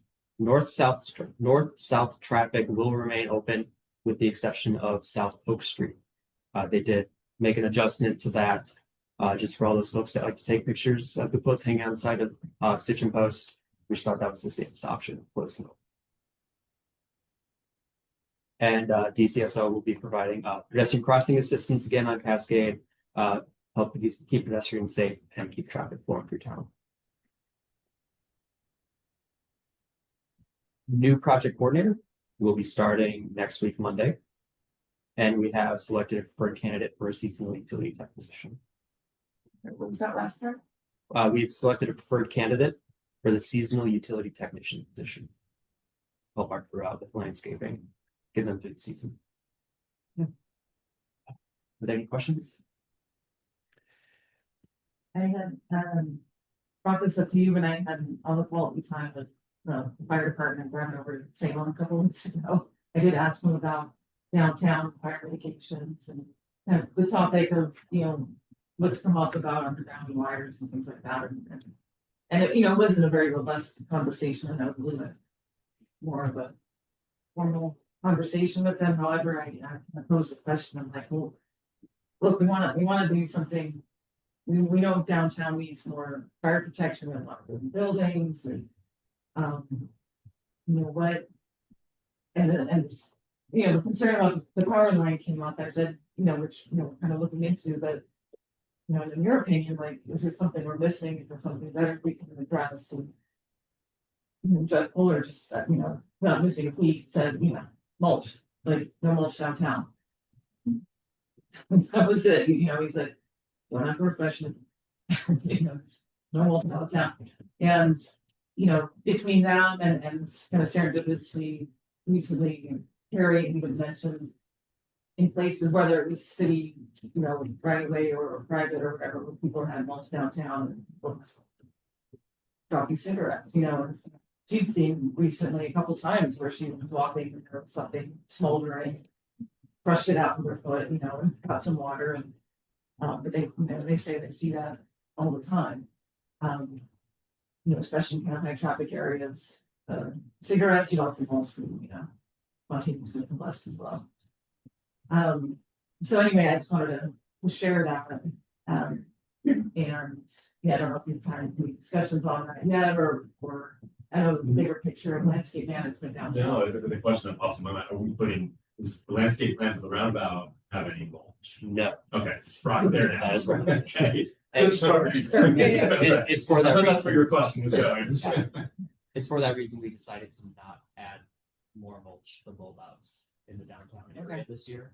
We thought it needed just kind of rake it out, freshen it up a little bit, not add any more, not put any more dollars to that. Okay.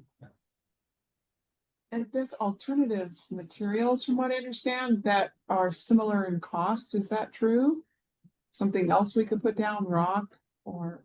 Gravel would be the first thing that would come to my mind, but we can certainly explore alternatives. A multi-gravel program sounds really good. The elf on the wall has a question. Actually, I saw your text, Jackson, about urban forestry board, and unfortunately, I don't know if you got my answer that I'm out of town as well. So I'm wondering if there's another council member who would be willing to attend that meeting on Monday. It's a fascinating meeting. So we have council representation at the UFB meeting on Monday, because I can't be there, and as I understand it, Councilor Pellerin can't either. I cannot.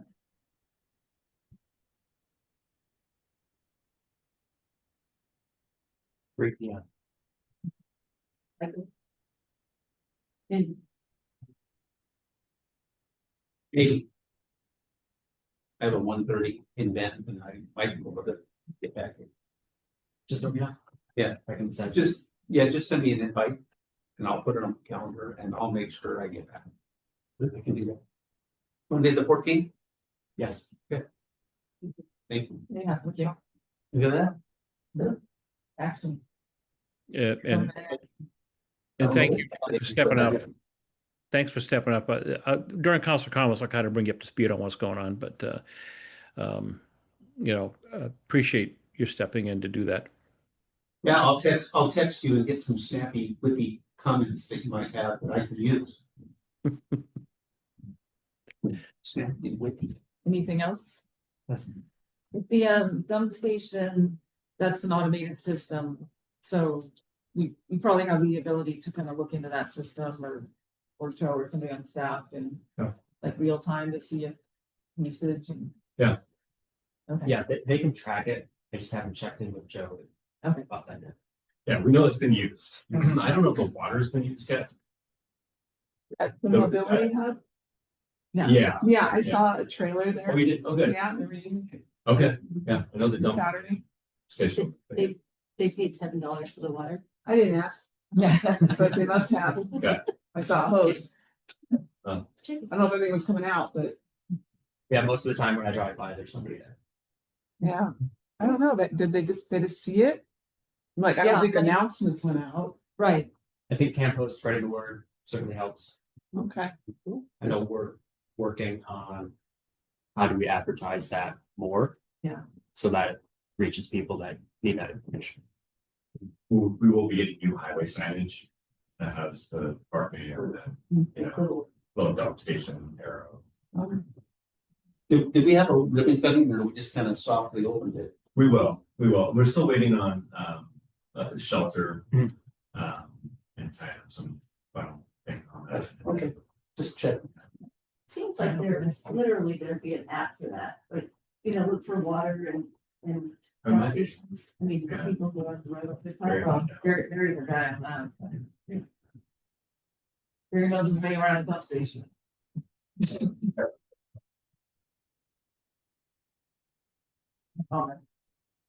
He's easy to speak. No,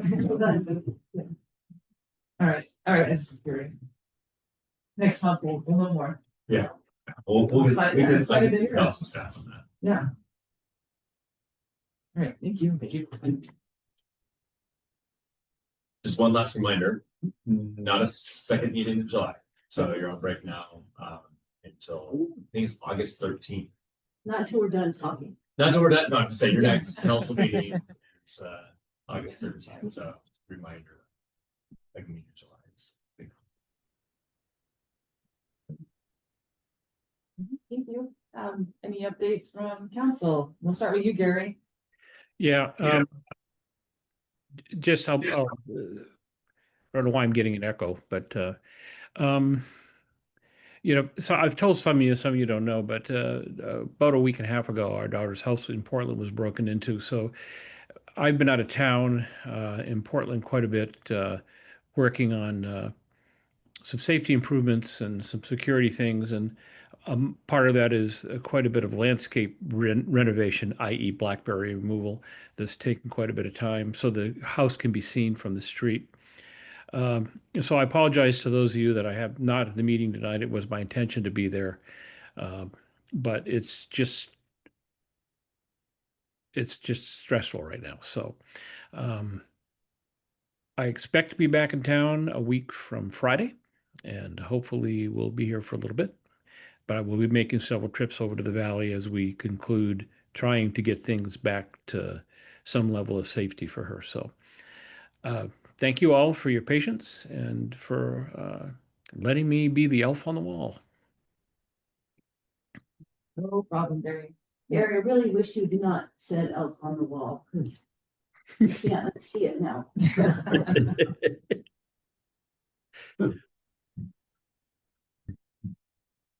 All right, anyone else? Cheryl. Sure.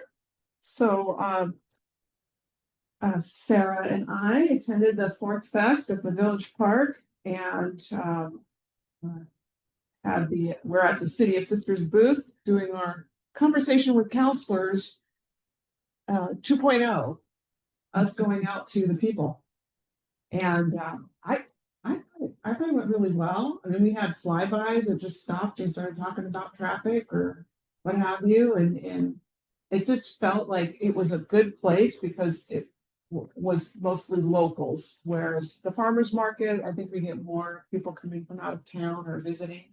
But that was a really good venue, I thought. I mean, would you share the same thoughts, Sarah? Or Yeah, I thought it was it allowed for a little more quirky interaction, but I think people came by and they're like, oh, the city's here?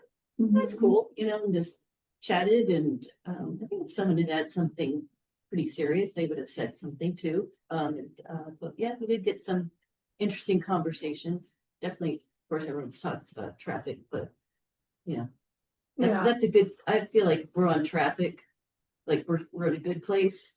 Like it's not next level. Yes, and I thought too it was a nice opportunity to introduce ourselves. People, I met several citizens I'd never met, so it was great. So good feedback on that conversation with counselors 2.0. I also attended along with Jennifer and Sarah the Silver Sparky Awards, the fire marshals. I'll let one of you guys talk about that. That was great. And then, as you know, I took on the project of updating our city manager evaluation process, and that draft guide is coming together. I've done a lot of research, and what I learned was that every city does it their own way. I also spoke with Robin Klein at League of Oregon Cities, and was able to bend her ear a bit on that and get some resources from her to help. And and I'm making note of some things we need to consider that I don't want to make the decision on and put in the draft, but things that maybe we could talk about. So I don't know if someday we want to kind of workshop this. We're not in a hurry, got till next year. But I do think it warrants some at least 45 minutes of conversation, if you will. So that's just my idea there, proposing that.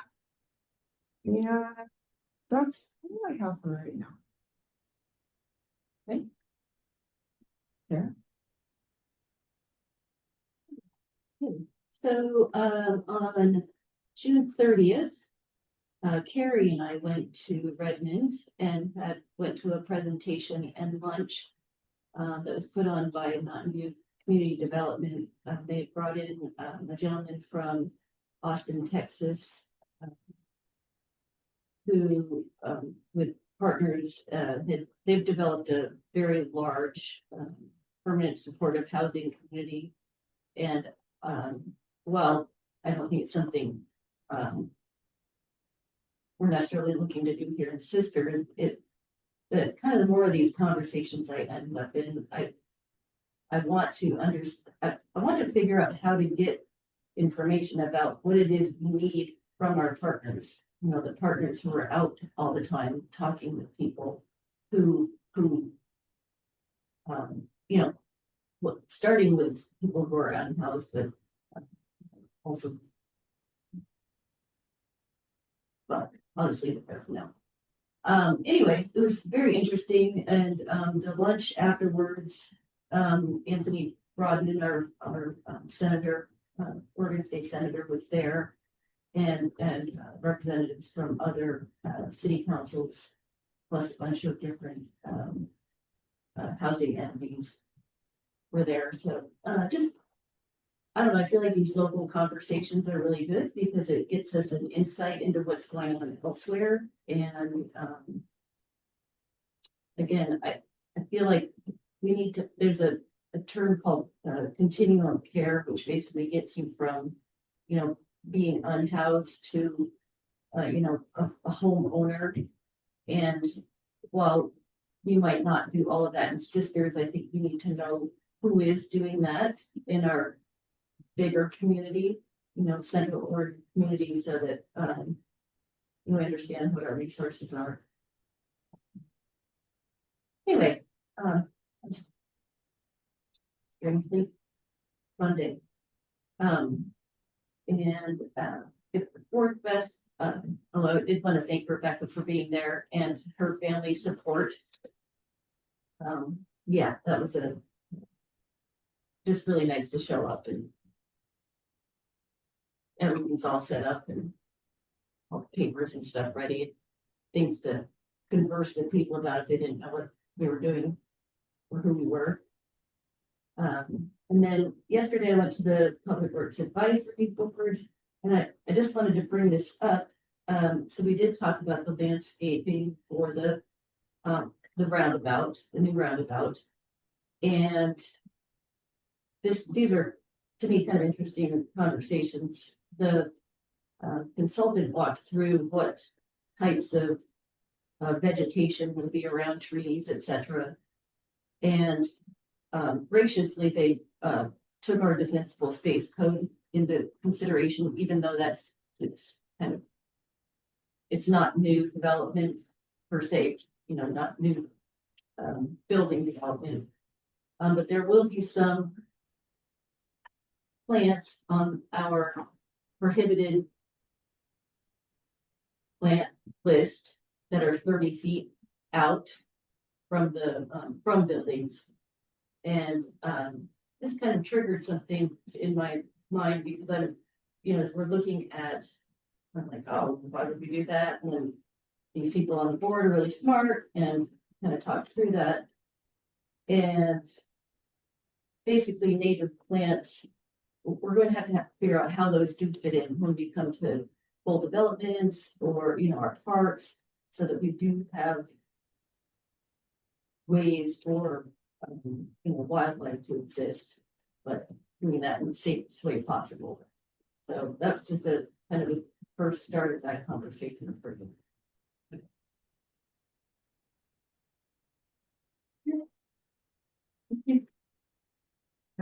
My turn. I hate to disappoint everybody, but over the last 2 weeks, I haven't had one student, not one. So I took a week off, and I was gone from Tuesday to Tuesday, and I was in Joseph. And the only thing I can say is, my gosh, I love the sculptures in Joseph, and I'm glad that we're doing pedestals and heading that direction. But it's what a cute little downtown, and there's almost a sculpture on every bulb out corner, or about 5 or 6 blocks, and there's 4 per intersection, so that, you know, there's 20 or 30 sculptures going down there. Awesome. I think we have a lot to learn from a smaller town. They do have a foundry, so if we could attract a foundry, boy, that would be something. Well, we have a forge. Yeah, right. We've got a forge. We could get a foundry or have them expand. maybe I'll get Eric Strobel in the conversation and see if we can't attract one, because that would be something else for our community. Have a family here in town. Not gonna be easy, gonna be cheap, but it's worth having the conversation. And the other thing I'll say is, there is a Mexican place called La Laguna that has blue margaritas that are out of this world. Talk to Jose. Yeah. Get your city facts and your travel tips, we got it all here. Yeah, my last 2 weeks were pretty fun too. I think Good. it's just that time of year. Good. Yeah, we did attend the Silver Sparky Award, presented to the Sisters Camp Sherman Fire Department Fire Corps, which people believe is kind of one of the largest, most active in the entire state. And Fire Marshal Fuller had nominated, and the Corps as a whole, and the State Fire Marshal Chief Louise Temple came and presented the award, and it was a lot of us from the community, and Representative Levy and Senator Brogman were there, and we were all told to keep it a secret, and everybody did, because they were all told that they just had to come to a regular monthly meeting, didn't know what was going on, why there were so many other people in the room, and then presented with this award that's highly competitive, but they get a lot of applications for, she explained, and but our Sisters Fire Corps stood out in that application process, so it was exciting to celebrate that with everybody. Just another one of those things about our community of so many people willing to help share their free time, share their skill sets, and make our community was that much stronger. So it was fun to learn more about it and have them get that award. You were fancy. It's nice to see everybody in their, dress outfits. Yeah, there's outfits, they have shirts with names on it. That No, it's like, I'm sure that's their name on it. What was that throat clearing thing? That's your name tags. One. You can't lose it. Word didn't get out because I was on vacation, say that. So, Well, I kind of slipped as I was walking from the car. Oh, So I wasn't sure if it was gonna be in the hall or where, but the address said the meet. And a woman was going in, unfortunately from the Corps, and I said, "Is this where the awards are?" And she's like, "Huh?" Yeah, And I'm like, "Never mind." yeah. Wrong side of her. Yeah, I think the only thing is I had a couple media requests as you guys did as well about the ODOT funding and closing of the maintenance facility here amongst many others. So and also talked a little bit with Levy and Broadman about it, and LOC's been kind of reaching out to mayors as well that get some kind of comments on impacts. And obviously I think one of the big impacts that rose to the top for me that I think came out of our tabletop exercise, with the fire departments, and was how integral ODOT is if we have like a major fire or major incident in the evacuation process. I was really glad they were there to kind of explain that, because obviously I think we think fire department, we think sheriff's department, Forest Service, all of those partners, but especially in the town, just again, 3 state highways. If there's an evacuation, it will be managed by ODOT, and to think that we may be losing a lot of that staff, their equipment, their communication systems, that's kind of terrifying. but then it's going to have 11 people to do what they already had been doing and what our people here in Sisters were doing. Yeah. So 11 employees to cover Bend and Sisters. And it's something else to keep in mind too, is they're closing the station in Detroit, the station in Sweet Home, and the station here. So basically, our major arteries over the mountains have lost the maintenance sections on either side. Just the one at the summit is the only one that's going to be there. So there's going to be an impact on I believe our tourist travel and other things with Detroit and Sweet Home as well as ourself being off the table. A huge snow event's gonna be just as bad as a fire event, it's gonna be a disaster. Yeah, even before snow season, you know, if the tree comes down, that's who brings it off the highway, you know, if there's an accident or somebody's trailer dumps a load or something like that, they're the ones that, you know, coordinate the cleanup and get the lanes open and kind of all the unsung things that they do. So that's kind of messaging I'm trying to point out the, you know, we think of them as plows and potholes and but they do a lot more. So just trying to get that message out. So, you know, hopefully remaining positive, you know, I'm sure there will be some sort of funding package that will get adopted. I don't know how fast that will happen and how much it will provide, because you know, they've been making the argument that they've been understaffed for quite a few years. You know, so we'll just see, but it's gonna be at least a few weeks before we know more about that process. But yeah, when I in the interview today, was there a message you want to share with the city of Sisters? There are people there. And I was like, well, drive safer. It's just like, I was like, put some more time, you know, if you got to be somewhere, leave earlier, you know, because we just don't know what we're going to be running into with the staffing shortages soon. So that's all that's the best advice I could give right now, unfortunately. Wish I could do something better than that. But yeah, with that, anything else? I was bulletin interview about principal face. Yeah, you did that well. Yeah. Good job, and thought they loaded up pretty well. Yeah, no, you were quoted in there as well, and He interviewed us a while ago. yeah. We talked to Doug Green, I guess, from IBHS, who used to work for Sisters Fire, and somebody else in there too. So yeah, I think you did a good job on that. So yeah, I appreciate him doing that. So yeah, with that, we'll end this meeting and we'll see you in a month. Jordan, quick question before this goes dead. Are you checking email this week? Oh, yeah, yeah. Okay, yeah, I'll drop you a note. Thanks. Okay, great. Maybe drop my phone there. I was like, very loud. Like Minecraft.